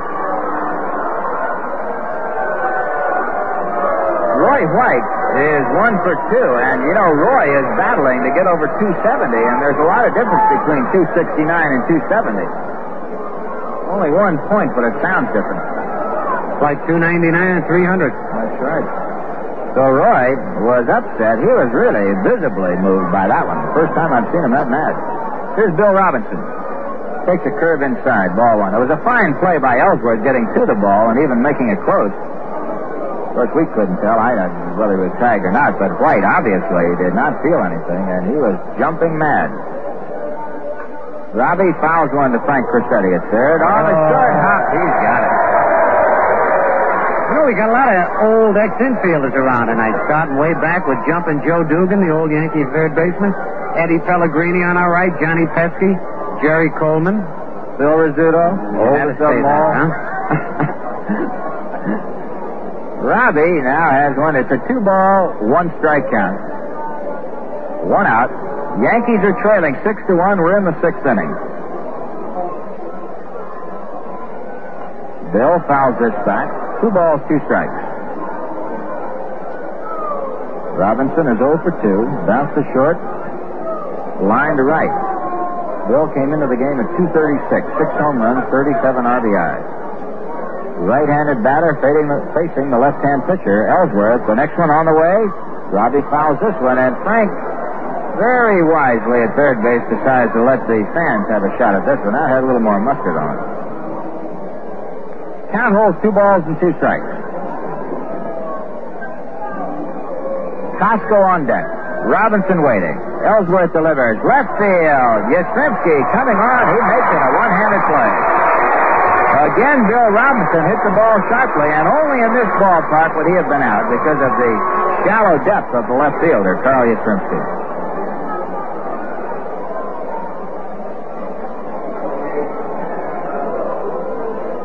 Andy Costco. 2 out, nobody on.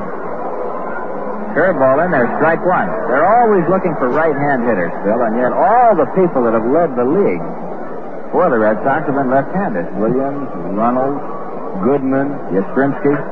High fly, straight away center, drifting under it. Reggie Smith on the track, and Costco is out of there after doubling twice. He is finally retired. 3 up and 3 down. The score after 5.5. Boston 6, Yankees 1. Atlantic does more than keep your car on the go. Now, Atlantic may even give you the car. Free. They're giving away brand new Camaros plus other great prizes. Even cash up to $1,000. All you have to do for a chance to win these great prizes is play on the go. No purchase is necessary to win. Except where prohibited by law, any licensed driver can pick up an on-the-go coupon each time he visits a participating Atlantic station. And every coupon gives you not one, but 4 ways to win. If only one side of your coupon matches the picture on another coupon, you're a winner. That's why On the Go is different. With 4 ways to win, it multiplies the fun as it multiplies your chances to make a match. So what'll it be for you? A new Camaro, a colored TV, a mink jacket, or one of the thousands of other valuable prizes? Play On the Go and see at any participating Atlantic station. Well, as you know, the Yankees trailing right now by 5, and as Jerry told you, it'll be a big ball game with Minnesota at Oakland. Because should Oakland win, they will be in a flat-footed tie with the Yankees. Each one having 181 and lost 79, and each team with 2 games to play, and at 5th place is a big difference between finishing 5th and 6th. That's the difference in money or no money and a lot of prestige to go with it. Here's Petroselli. He has been tough for the Yankee infield tonight. He's been up twice, and both times errors have ensued on his at-bats. He fouls one back in the stands, strike 1. Fresh made an error in the 2nd inning, and Petroselli scored. And then in the 4th inning, he grounded a ball to Cox, who made a spectacular catch, but Bobby threw it away. And that was the 2nd error. Yankees, 1 run, 7 hits, 2 errors. Boston, 6 runs, 8 hits, and no errors. Petroselli pops this one up where somebody can get to it. Horace Clark looks like the man. He's coming in near the mound, under it, makes the play. 1 away. Now Russ Gibson. Gibson, the catcher, flied to right and bounced to short. Boston 6, the Yankees 1. Stottlemyre tomorrow, Bonson on Sunday. The Yankees going with their 2 best. Mel shooting for his 22nd win. Oh, off the mask, I believe, of the plate umpire, Jim Honachek. He didn't even shake his head.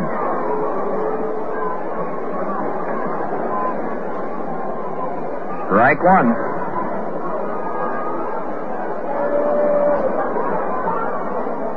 Talbot on the mound for the Yankees. Gibson at the plate, waiting. Fred fires a curve that is low and outside, 1-1.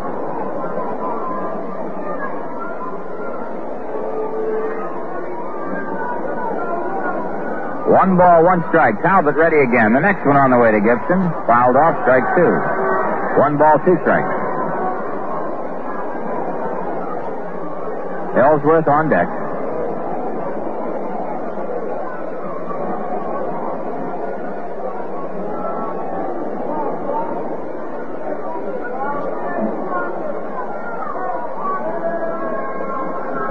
Talbot again to Gibson. Up the middle, a bullet. A sizzling single into center field for Russ Gibson.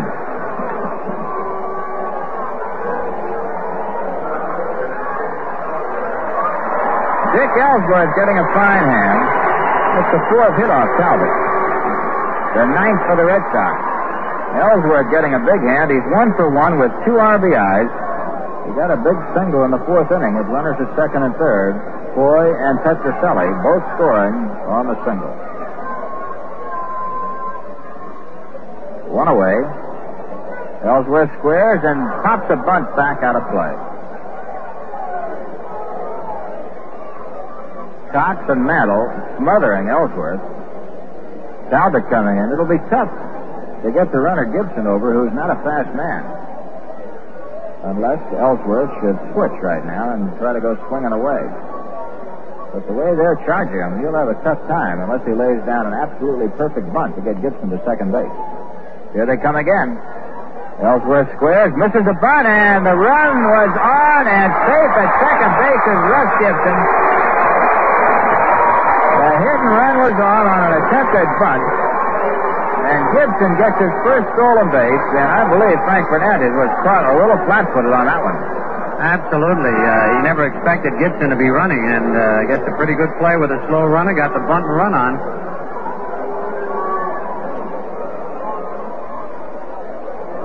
It's a 2-strike count. Ellsworth waiting now. At second base, Gibson. 1 out.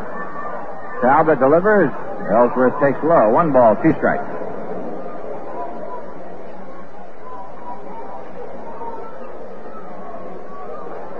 Last half of the 6th inning.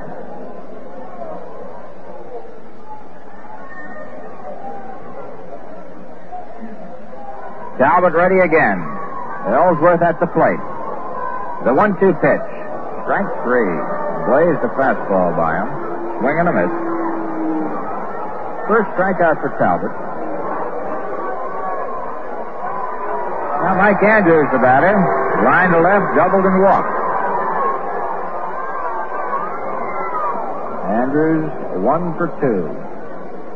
This youngster has come into his own. He's batting an even .270 before tonight's action. That 1 for 2 moves him up a little.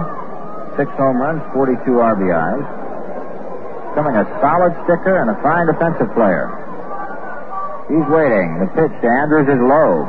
Ball 1.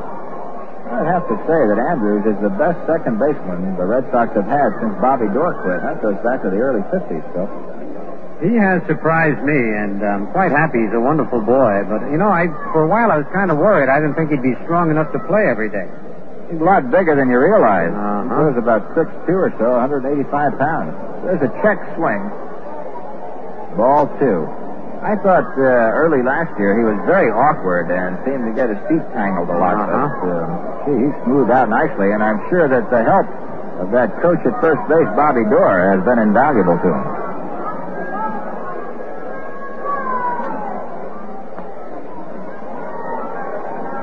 Two balls, no strikes. Andrews waiting at second base. Gibson.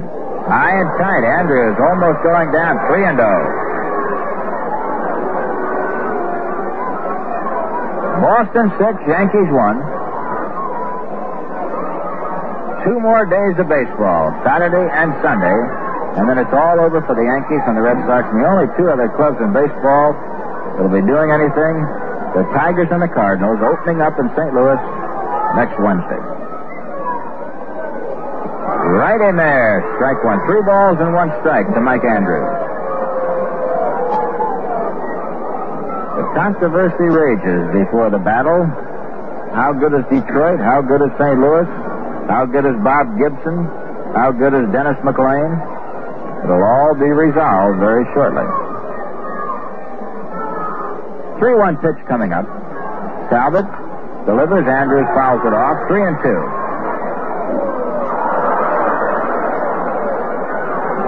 Indians leading the Orioles 1-0. They're in the 9th inning. That's the final game of the year.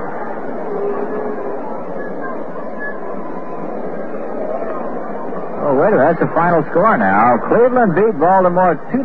McDowell the winner, Nelson the loser. That puts Sam McDowell over the 500 mark at 15-14 with a great earned run average. Payoff pitch coming up to Andrews, fouled back.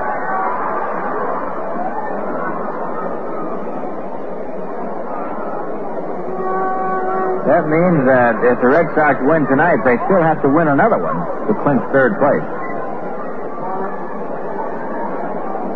Cleveland will miss one of its 162 games. They're rained out and they can't make it up.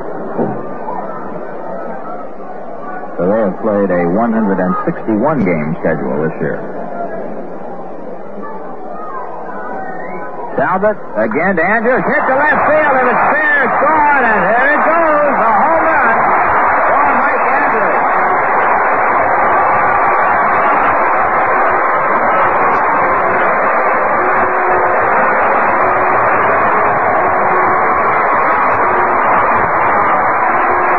Mike Andrews makes it the Red Sox 8, and the Yankees won with a 2-run shot. Andrews, his 7th of the year, RBIs number 43 and 44. And more, the young second baseman for the Red Sox is making his presence felt in the American League, and in particular with this ball club. Here's Dalton Jones, 0 for 3. Jones line to right, struck out, bounced into a double play. Takes low and outside, ball one.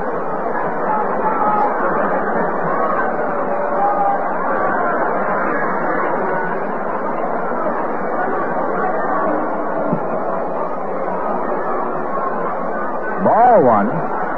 Jones waiting from the left side. Talbot delivers. 2-0.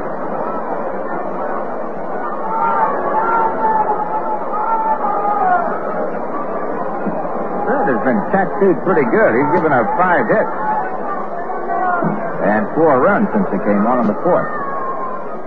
Jones takes inside, 3-0.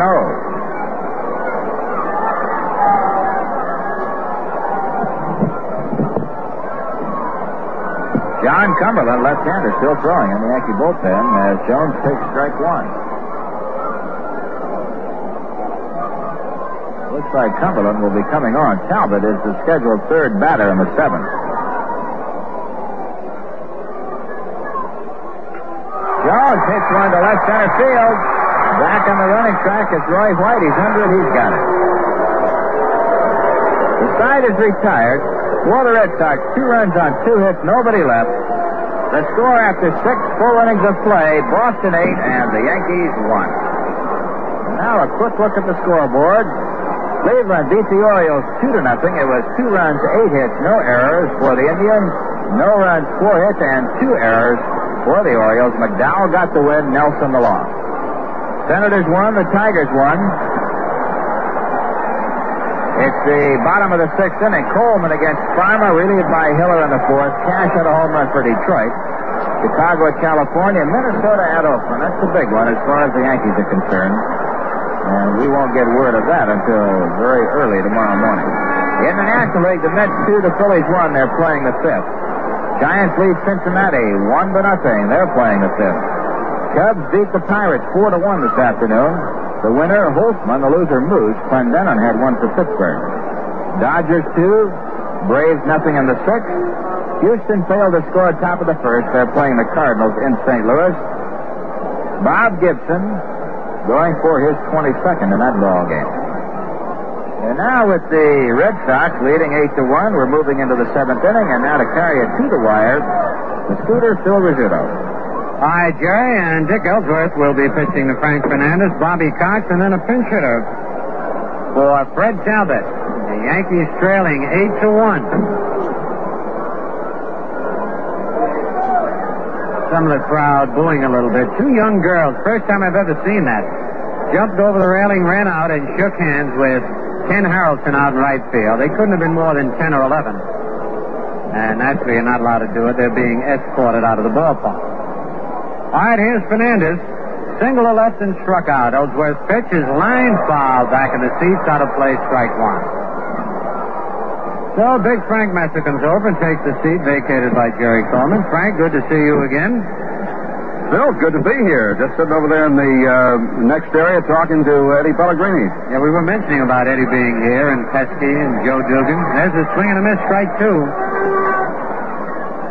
And you know, you were kind of a prophet. I heard the last day when you and Jerry were talking about the series up here, and you would... Well, wait, after this pitch, I'll tell you. Curve, bounce to third. Foy gets the big hop. Fires to Dalton Jones, and it's 1 out. Proud to say, you were talking about all the great pitching, and Jerry was mentioning shutouts, and you said, well, I think there's a better chance of the 2 teams scoring 10 runs in a game than there is of a shutout. But right now, there's 9 runs that have been scored. They're just not very equally distributed. I know, that's right. No, I think this is an awfully tough park to pitch a shutout in. Definitely. All right, Bobby Cox hits one deep to left field. It could be. Yastrzemski never turned, and the ball is in the screen, and I've never seen that. Yastrzemski just stood there in his track as soon as the ball was hit, never turned around. The ball went halfway up in the screen, and Bobby Cox gets a home run. The Yankees now are trailing 8-2.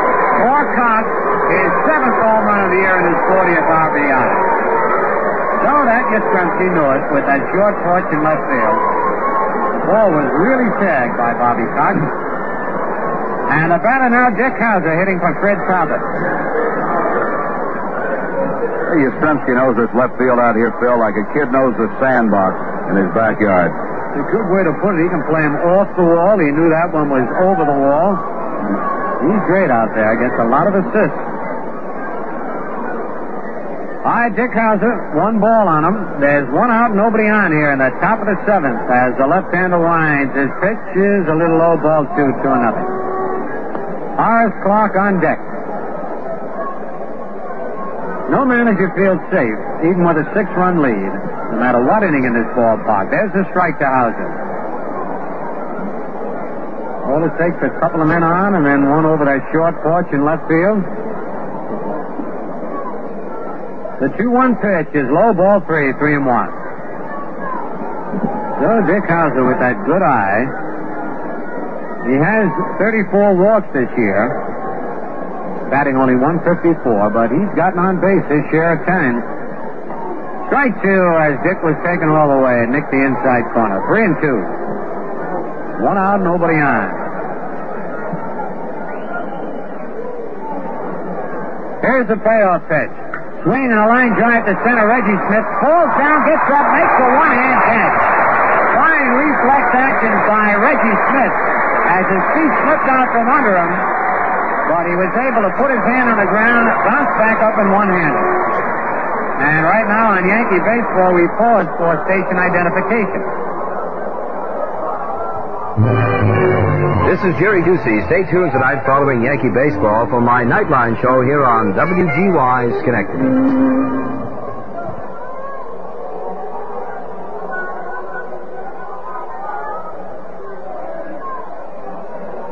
Horace Clarke takes a pitch outside, ball 1. Horace is fly to center, single to center, and single to left. 2 men are out. The pitch by Ellsworth is hit deep to left field. This one's going to be off the wall. Yastrzemski plays it, and Clarke's going to be held to a long single. And just as Frank was telling you, the way that Yastrzemski can play that wall, if Clarke had gone, he'd have been out by 30 feet, Frank. Phil, Yastrzemski played that ball off the wall in his bare hand. He wasn't going to waste that split second now. If he can do it, fine. We all like to see the fielders use the gloves. But he evidently knew what he was doing. He took that bounce, and his bare hand spun around the same move, got rid of the ball. Well, that's an art to playing this left field up there. If you get a little too close to that fence, the ball bounces either right back on you or back over your head. Here's Tommy Tresh. Swings and misses strike 1. Tommy is 0 for 2. A walk, line to center, fly to center. Yastrzemski played that ball off the wall like Harrelson plays a fly ball. Yeah, he one-hands everything out there, that's for sure. All right, Clarke at first base. The pitch to Tresh inside. Horace now with 3 base hits on the night. Yankees have 9 hits and 2 runs. The Red Sox 10 hits and 8 runs.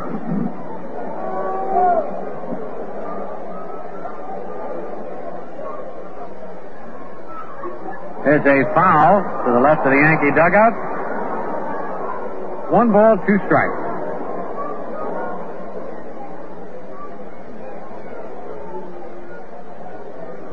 Dick Ellsworth's been in there all the way. Lee Stang and Sparky Lyle, a right-hander and a left-hander, up in the Red Sox bullpen. The pitch is hit deep to left, but foul. Way back over the roof. Tommy out in front of a fastball. And that ball hit the light tower and bounced back in the seats and then back out on the field. Yastrzemski picks it up, throws it into the crowd. And listen to the hand Yastrzemski gets. Oh, Carl can afford to be generous. The pitch to Tresh, curve low. 2-2. I'm sure the Red Sox won't dock him out of his pay for that ball. I'm sure if they did, he could afford it. Oh, that's for sure. All right, the stretch. The pitch is line foul outside of third. Right through the hands of a fan back on the field. Bill Conkle up with it, but he doesn't throw it in there and listen to the boo. Conkle very well couldn't do it. As you know, he's just been called up to the minor leagues. And he's getting used to the treatment in the big league.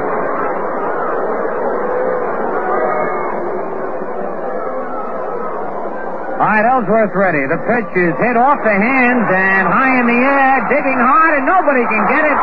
Boy, and Russ gets it. And a youngster reached over and picked that one up off the ground. A little foul ball right off the fist that neither Joey Foy nor Russ Gibson could get to. So a break for Tommy Tresh. It's 2 balls, 2 strikes, 2 outs. 8-2. The Red Sox are leading. We're in the top of the 7th.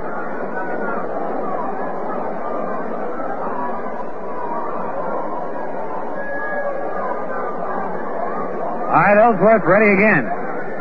His pitch, ground ball in the hole, base hit to left field for Tresh. And the Yankees now with runners at first and second and the batter, Mickey Mantle. And here comes Dick Wiggins.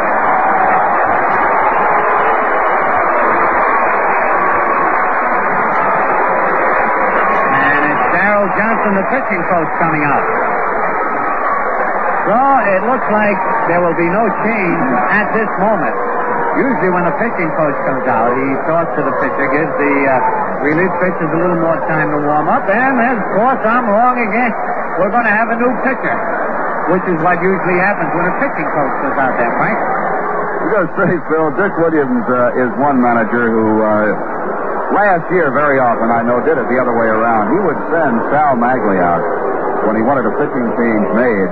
And there was no possible argument on the part of the pitcher then because, all Magley could say was, look, the guys in the dugout, go talk to him, and by then the new pitcher's in. Uh-huh.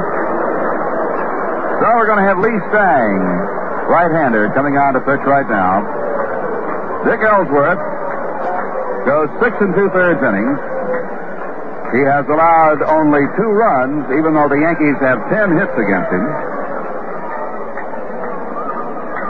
And Lee Stang coming on. Well, while the pitching change is made, said a moment ago, I was sitting over there talking to Eddie Pellegrini. And he told me something that he said he had never told you, and he always wondered whether you realized it or not. Pellegrini said that when he was playing against you, he was convinced that you tipped off the bunt when you were bunting for a hit. No kidding?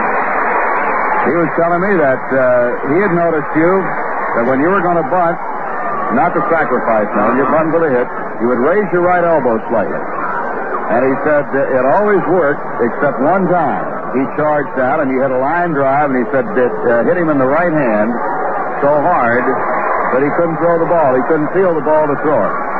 That son of a gun. You'd think he'd tell me. I mean, his name ends in a vowel. A paisan of mine, and he let me go through all those years, but evidently he didn't pass the word around to the other third baseman. Well, he said after you hit that line drive at him, he wasn't so sure he was right after all. But he did. He said that he was convinced that there was a little motion of yours, just a little twitch up with the right elbow. You know, unless somebody tells you, you can go through your whole career doing something, tipping off bunt, as you just said, or pitcher tipping off a curveball, as a lot of them do, with just a little extra motion that he does. And if nobody tells you, you're not aware of it. It was real interesting to talk, incidentally, talking about Ed Pellegrini. I'm sure a lot of folks through his playing days in the major leagues, a lot of folks probably know him and were interested in what he's doing. He coaches in the spring at Boston College here, and he's also in the real estate business. Well, the crowd reacting a little differently now because the latest one to run on the field was a girl. Looked like, I didn't have the glasses on, looked like she was about, maybe 12, 13, 14 years old. She wanted to shake hands with Harrelson. Well, I tell you, that Harrelson, he's the only outfielder or ball player who draws the female out there. A lot of kids run out, the Mantle and other ball players. All right, here's Mickey Mantle batting left-handed for the first time tonight. Runners at first and second, 2 outs. The pitch by Lee Stang hit high in the air to shallow left field. Yastrzemski moves in under it. He's there, makes the catch. So on one pitch, Stang gets out of it.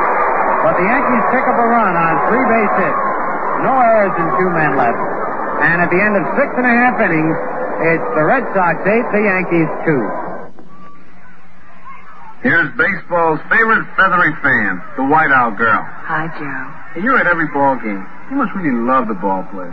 Well, I prefer the ones who smoke White Owl. Like him. Over there in the bullpen warming up. Good man. Saved over a dozen games last year. He can play on my team anytime. He knows how to take life big. Prefers the satisfying White Owl New Yorker.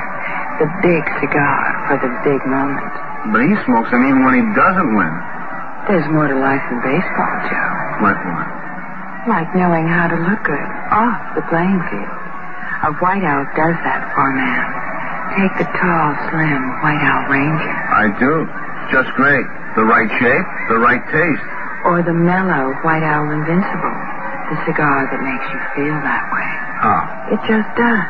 You know, you get a lot more from a White Owl than just smoke.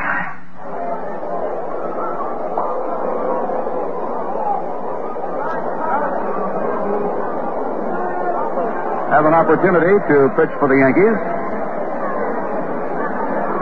And crowd here taking their seventh inning stretch. John Cumberland, who won 10 and lost 7 at Syracuse. He was 10 and 4 up there. I believe he lost his last 3 decisions. He was telling us about it one time, Phil. Said he was pressing because he knew he was being called up, and he wanted so hard to win another 1 or 2 or 3 ball games up there that he said he thought he really pressed, and as a result, his earned run average, which at one time was the best in the International League, went up a couple of points, and he added those late losses. Now, John Cumberland's a youngster just in his 3rd year in pro ball, native of Westbrook, Maine, only 21 years old. He's a left-hander, and let's see what he can do. Be the first chance we've had to see him this year, Phil, in the Yankee uniform. All right, Frank, and look who he's facing. The leading hitter in the American League, Carl Yastrzemski, who's 2 for 3 tonight, and the pitch is high inside ball 1. He did not swing. Yastrzemski homered into the Yankee bullpen in the 1st inning, fly deep to center in the 3rd, and doubled off the left field wall in the 5th. So the young left-hander into the windup. Pitch to Yaz, a foul off the end of the bat, and it looked like Yaz lost that ball as he had swung around trying to pull it. It bounced down the third baseline foul. 1-1. Cumberland's sort of a stocky youngster. He's 6 feet tall, 185 pounds. And Ralph Houck has said he's quite impressed with his attitude and the way he wants to work. There's a curved check swing grounder. Cumberland has it on 2 hops, flips the Mantle, 1 out. So, the first batter he faces in the American League, Carl Yastrzemski, gets him to bounce right back to the mound. And that's quite a debut for the young man. That's got to relax him a little bit. And right now, no breather for Cumberland. Here's Ken Harrelson. Harrelson has walked, singled, and popped to first base. The folks keeping up with the batting race, Yastrzemski now 304. The only batting race is Yastrzemski against 300. He's got the batting title, I think. The pitch is a curve in there, strike 1 called. A good curveball to the right-hand hitting Harrelson. And as we've told you, left-handers do not fare too well here at Fenway Park. You've got to have good stuff. Cumberland winds again, kicks, delivers a changeup line to left field, a base hit. A good pitch, but it did not fool Harrelson. He got it a little too high, and Harrelson lines a single to left. First hit off the rookie, and here is Reggie Smith. And a runner now for the Red Sox. George Thomas is running for Tim Harrelson. So Harrelson's being taken out of the ball game. The batter now, Reggie Smith. Thomas leads away. The pitch to Smith, fouled out of play, strike 1. Reggie is double, lined into a double play, and line to third. He's hit the ball hard all 3 times. Mantle holding the bag against Thomas. Cumberland stretches. The pitch is outside, 1-1. Anxious to see what kind of a move young John Cumberland has to first base. And I'm sure Ralph Houck is too. It's the time you like to look over the youngsters. The stretch, the pitch is a curve just outside. 2 balls and a strike. Red Sox leading 8-2. We're in the bottom of the 7th inning.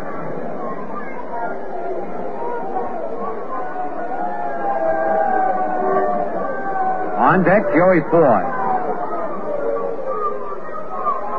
Here's the stretch. Hit deep to left field. This one is gone. I believe in the screen, a home run for Reggie Smith. A high, towering fly that just did clear the Green Monster and up on the screen. A two-run homer for Reggie Smith. And the Red Sox now lead 10-2 here in the bottom of the seventh inning. For Reggie Smith, his 15th home run, and he now has 67 runs batted in. Here's Joey Foy, singled, walked, and lined to center. Pitch to Foy, a curve high, ball one. So John Cumberland, in his first game in the big leagues, had some rough batters to face. Got by the toughest one, Yastrzemski, but couldn't get by Harrelson or Smith. There's a pitch low, ball 2-0. Got to be a disappointing feeling for the young left-hander. In Yankee Stadium, that would have been a big can of corn, that high fly ball by Reggie Smith. But it's where you play the game. High with a fastball, 3-0.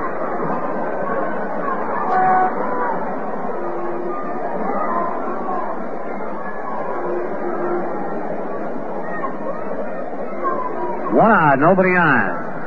3-0 pitch right down the middle. 3 balls and a strike. Rico Petrocelli on deck. Here's the 3-1 delivery. It bounces slowly but foul. The third, Eddie Popowski, one-handed in the coaching box. Full count now on Joey Foy.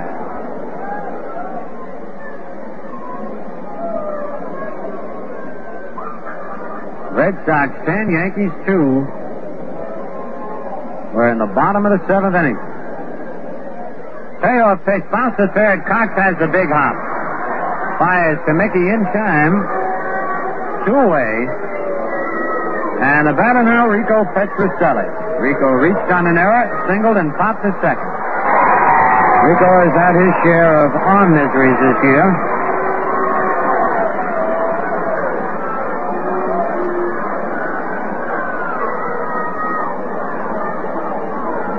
Right-hand batter chokes up a bit, bounces one foul outside of third, strike one.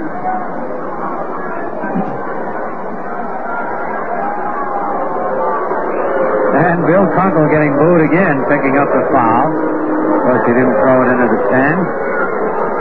The one-strike pitch inside, 1-1.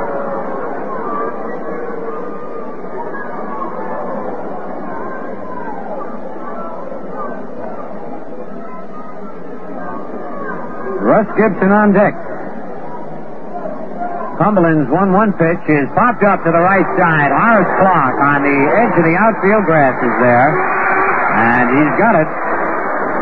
But the Red Sox come up with 2 runs on 2 hits. No errors and nobody left. And at the end of 7 full innings, it's the Red Sox 10, the Yankees 2. Imagine yourself the proud owner of a sporty new Camaro, or a luxurious mink jacket, or a color TV. Imagining won't do it, but playing might. Playing Atlantic's On the Go might just make your dreams come true. As you probably know by now, Atlantic is giving away lots of great prizes and cash, including Camaros, mink jackets, color TVs, Polaroid cameras, even cash up to $1,000.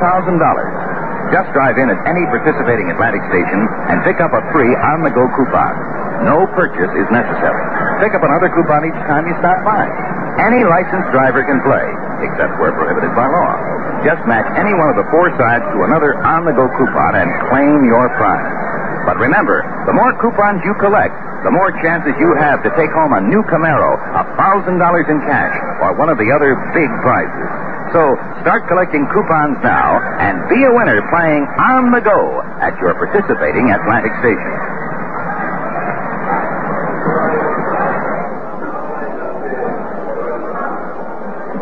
Well, we've got a couple of changes in the outfield for Boston. Floyd Robinson has gone into left field, and George Thomas has taken over in right field. So the outfield now is Floyd Robinson in left, Reggie Smith in center, and the right fielder, George Thomas. We have the official paid attendance figure for tonight's Phil, 28,796. A good crowd here at Fenway Park. And the Yankees now this year on the road have played before 1,282,759. Yankees still one of the biggest drawing cards in baseball. The Red Sox have already set a new attendance record, and they add to it with each ball game. All right, here's Roy White leading off against Lee Stang. Bouncer in the hole, base hit to right field for Roy White. Dalton Jones broke right towards the bag. He was the only one who had a chance to possibly field it. And Roy White gets his second base hit of the ball game. The first hit off Stang for the Yankees. Their 11th base hit of the game. And here's Bill Robinson. Bill has hit the ball hard, but has not had a base hit. Lined hard to left, hard to right. On deck, Andy Costco. They're not bothering to hold Roy White close at first base. Stretch by Stang. His ball is fouled back over the roof and out of play. One strike on Bill Robinson. Floyd Robinson in left, as Frank told you. George Thomas in right, and Reggie Smith remains in center. Lindy McDaniel and Steve Hamilton loosening up now in the Yankee bullpen. Stang sets. His pitch, ground ball is short, could be two. Petrocelli flips Andrews back to first, double play. Perfectly executed. That's the fourth double play by the Red Sox tonight. 3 by the infield, 1 when Roy White flied to right field, and Horace Clark forgot how many out there were and was running from second trying to score on a fly ball to right field. He was doubled at second base. Here's Andy Costco has hit the ball hard tonight. 2 doubles and fly deep to center.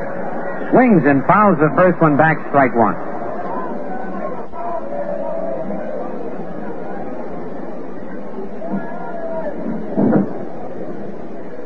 Andy wants the rosin bag from Frank Fernandez. We're in the top of the 8th. The Red Sox lead 10-2. This 4 double play is one of the big reasons why the Yankees have only 2 runs, because they have 11 hits.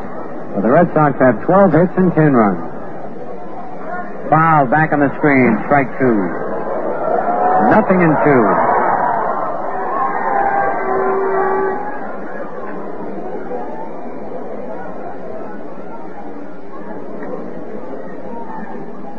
Lee Stang in relief of Dick Ellsworth.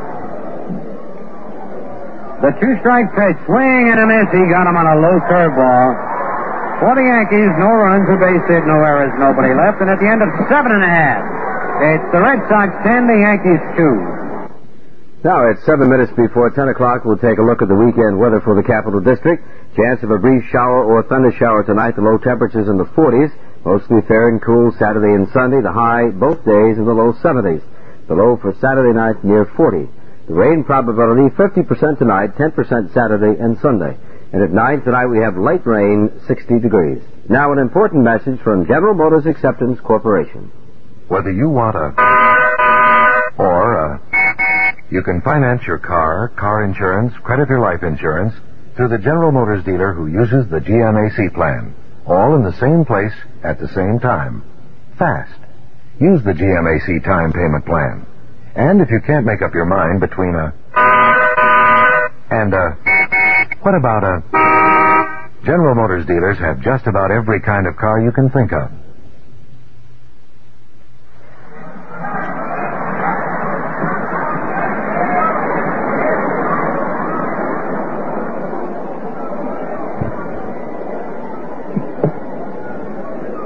Well, looking out there, Yankees have Ruben Amaro over at first base. And that's the only change. Ruben Amaro replaces Mickey Mantle at first base. All right, Frank, here's Russ Gibson, who has flied to right, bounced to short, and singled to center field. And he has stolen his first base of the year tonight. He's also scored a run. John Cumberland ready. His pitch is low, ball 1. Cumberland, the fourth Yankee pitcher tonight. Joe Vrbanek started, and he was really bummed. Chris Peterson came on, and Fred Talbot, and now John Cumberland. Each of the pitchers have been tagged for runs. There's a foul back out of play. On deck, Elston Howard, our old buddy. And it looks like he'll bat for Lee Stang. And Sparky Lyle, the left-hander, loosening up in the bullpen.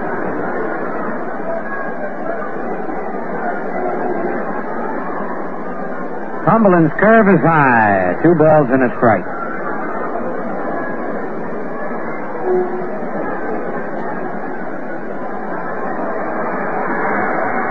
And now, another youngster walks out to shake the hand of the right fielder, Andy Costco, this time. And an usher chasing him. He tries to duck him, and he's tackled. And he gets away. And now there's 3 of them after him. And they all slip, but they bring him down.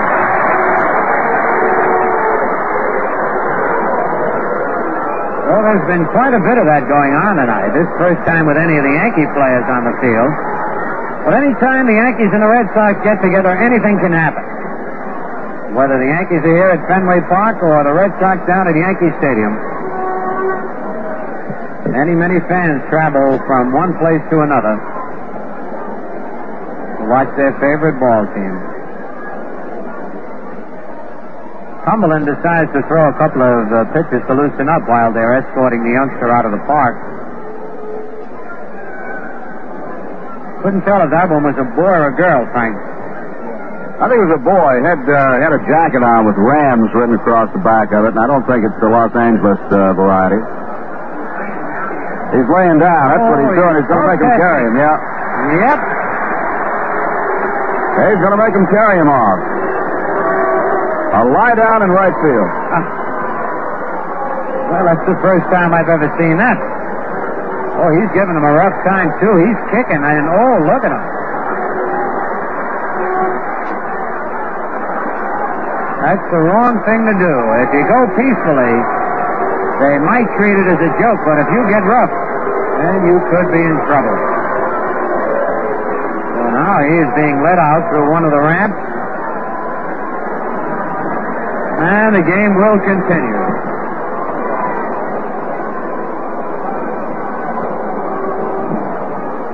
So Russ gets him with a count of 2 balls and 1 strike on him. Nobody out, nobody on in the bottom of the 8th, and the Red Sox leading 10-2. Cumberland's pitch is over. Strike call 2-2.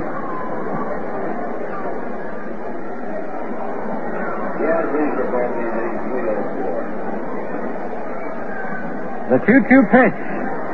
Curve in there, strike 3 called, and Cumberland gets his first big league strikeout. And here is Elston Howard. Well, he gets a nice hand. And they're starting to stand up now for Ellie. Quite a tribute to Elston Howard.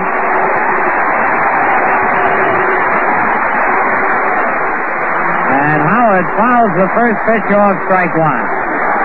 It was suggested, Phil, in the paper here today by one of the columnists that if Howard should make an appearance, he deserved a standing ovation. Well, he certainly received it here tonight. Cumberland's next pitch outside, 1-1. The basis being that this could be the last time Elston Howard will ever come to bat in the major leagues. Nobody knows. And it was a very nice story going back to his years, his 9 pennant-winning years with the Yankees and last year here. There's a bouncer off home plate. Cumberland loses his hat, gets the ball, throws to first, and Howard is out of there.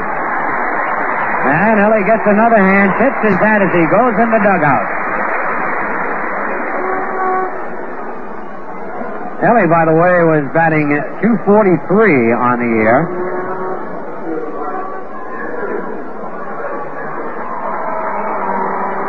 Here is Mike Andrews, line to left, double to left, walked and homered. 2 out, nobody on. Cumberland's pitch is over, strike call. 2 out.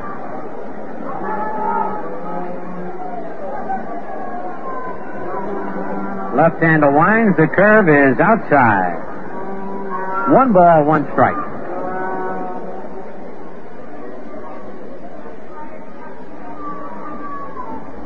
On deck, Dalton Jones. The 1-1 curve is a little bit low. 2 balls and a strike.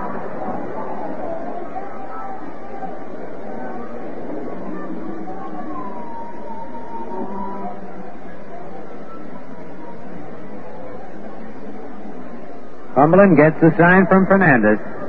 Fastball low and away. 3 balls, 1 strike.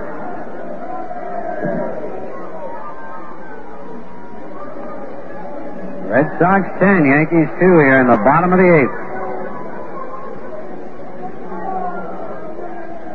The pitch is line foul outside of third, kicks off the wall out into short left field. And right now on Yankee baseball, we pause for station identification. Tonight, following Yankee baseball, join me, Jerry Ducey, on my telephone talk show Nightline here on WGY Schenectady.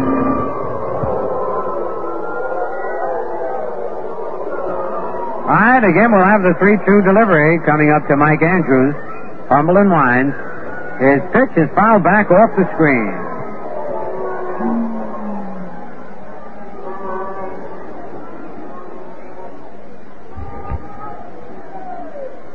So Cumberland with a new ball has to do it all over again. He has good control for a left-hander. Again, a 3-2 pitch. Curve foul tip in and out of the glove of Fernandez.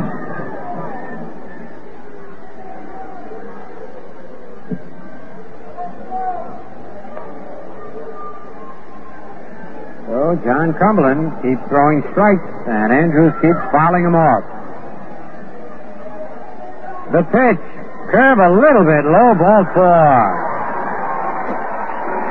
First walk given up by Cumberland in the ballgame, and here's Dalton Jones, who is 0 for 4 tonight.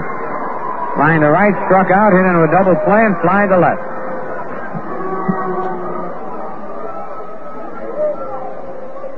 Ruben Amaro holds Andrews at first. Cumberland's pitch, swinging a foul back, strike 1. Right off the mask of the plate umpire Jim Hunachek. That must have been a strange sight, Frank. I was listening the foul ball that broke the mask of Bill Kunkel. Ripped the strap, took the mask right off his face, off his head. Didn't get cut up a little bit, did he? No, very lucky. All right, Andrews leans away. His curve is high, 1-1. Broke the strap, not one of the bars. Just, the strap of the mask. The force of the foul broke the strap and just flipped the whole thing right off his head. All right, ready for the 1-1 pitch. Fastball popped in the air, shallow left field. Could be trouble. Tresh digging hard and drops it, a fair ball.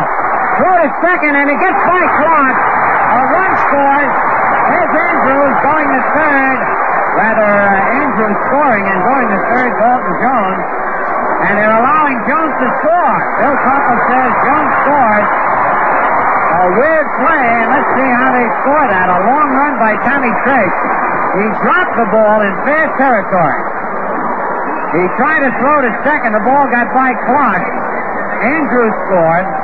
And then Dalton Jones came all the way around and scored. How'd they score that, Frank? Well, it's going to be a double and an error, and let's see. An error will be charged to Tresh on the throw. No error on his dropping the ball after the long run. They credit a double, an error on the throw, and when the ball got through and rolled over toward the seat where it was picked up, plate umpire Jim Honachek said Jones should be allowed to score and not be held at third. Well, 2 more runs. That gives the Red Sox 12, the Yankees 2. And here is Floyd Robinson up for the first time tonight, and Yastrzemski's spot takes the ball. Well, the errors have cost the Yankees tonight at least 3 runs. They have made 3 errors. All have been costly. Bounce to the first. Amaro backs up. He's got it. Flips to Cumberland in time. There was no RBI on that play, by the way, but the Red Sox come up with 2 runs. 1 hit, 1 error, nobody left. At the end of 8 full innings, the Red Sox 12, the Yankees 2. If you're not taking part in Atlantic's big fun event on the go, it's not too late to join in. You can win big prizes like a new Camaro, a color TV, a luxurious mink jacket, Polaroid camera, wristwatch, even cash up to $1,000. All you have to do to play is to stop in at any participating Atlantic station. Pick up a free on-the-go coupon. Except where prohibited by law, any licensed driver can play. And you don't have to buy a thing. Each time you stop by, pick up another coupon. Keep on collecting. The more you have, the easier it is to win. Each on-the-go coupon gives you 4 different ways to make a winning match. Just match any one of the 4 sides to another on-the-go coupon and claim your prize. There are thousands of prizes to win, so you can be a winner too. Join the fun and play Atlantic's On the Go.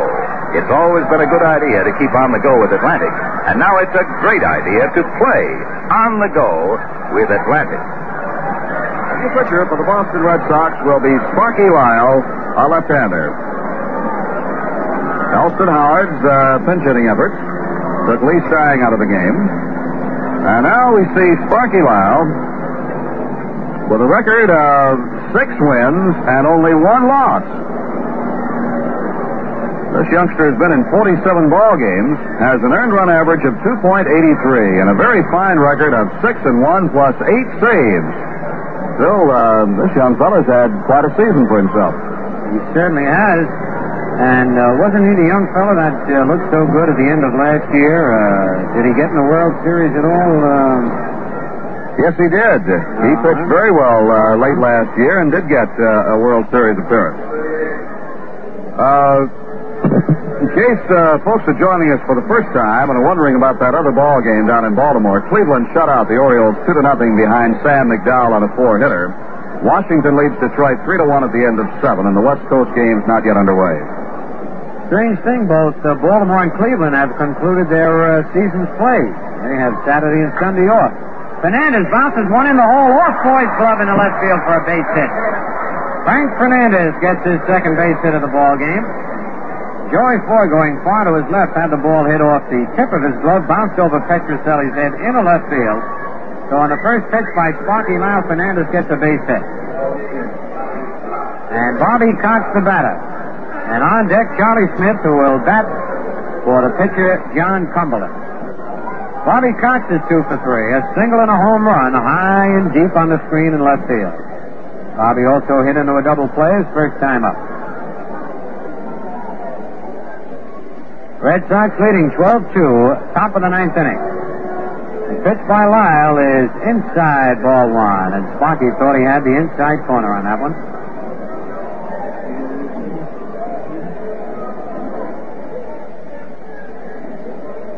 Stretch by Lyle.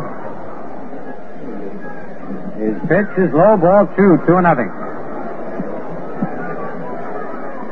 Frank Fernandez at first base here in the top of the 9th, nobody out.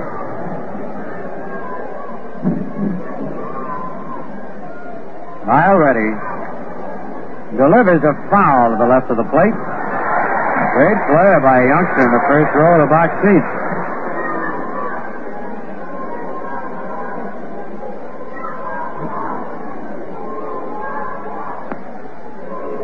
Lyle ready.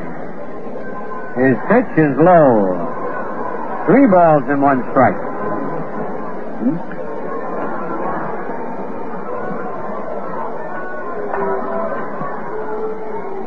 Some second thoughts on Sparky Lyle, Phil. I don't believe he did get into a World Series game after all. All right.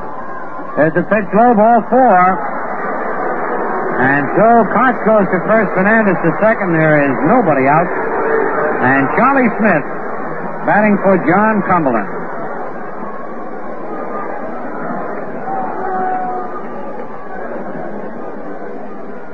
Yankees trail 12-2. Charlie batting .232 on the year.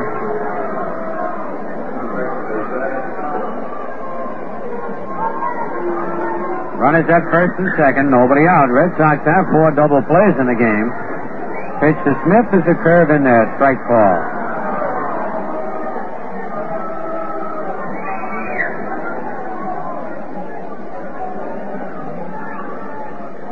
On deck, Horace Clark. Lyle's pitch, a bounce to the third base, but foul. Joey Foy in back of the bag up with it.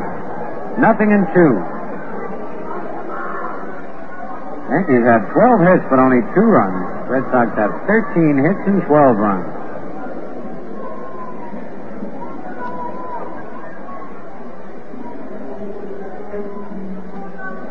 Nobody out in the top of the 9th.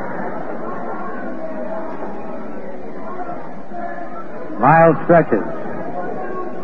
Swing and a miss at a breaking pitch. He strikes out the pinch hitter, Charlie Smith. And now Horace Clark, who is 3 for 4. Horace flied to center in the first inning, then got 3 straight base hits. Single to center and 2 to left field. On deck, Tommy Trett.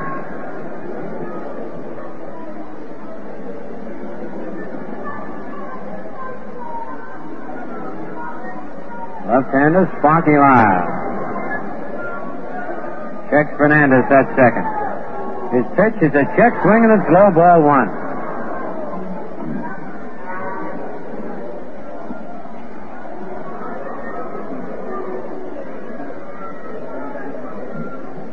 Runners lead off first and second. Lyle delivers. Ground ball to short. Could be 2. Petrocelli to Andrews. Back to first. Double play. The 5th double play of the ball game for the Red Sox.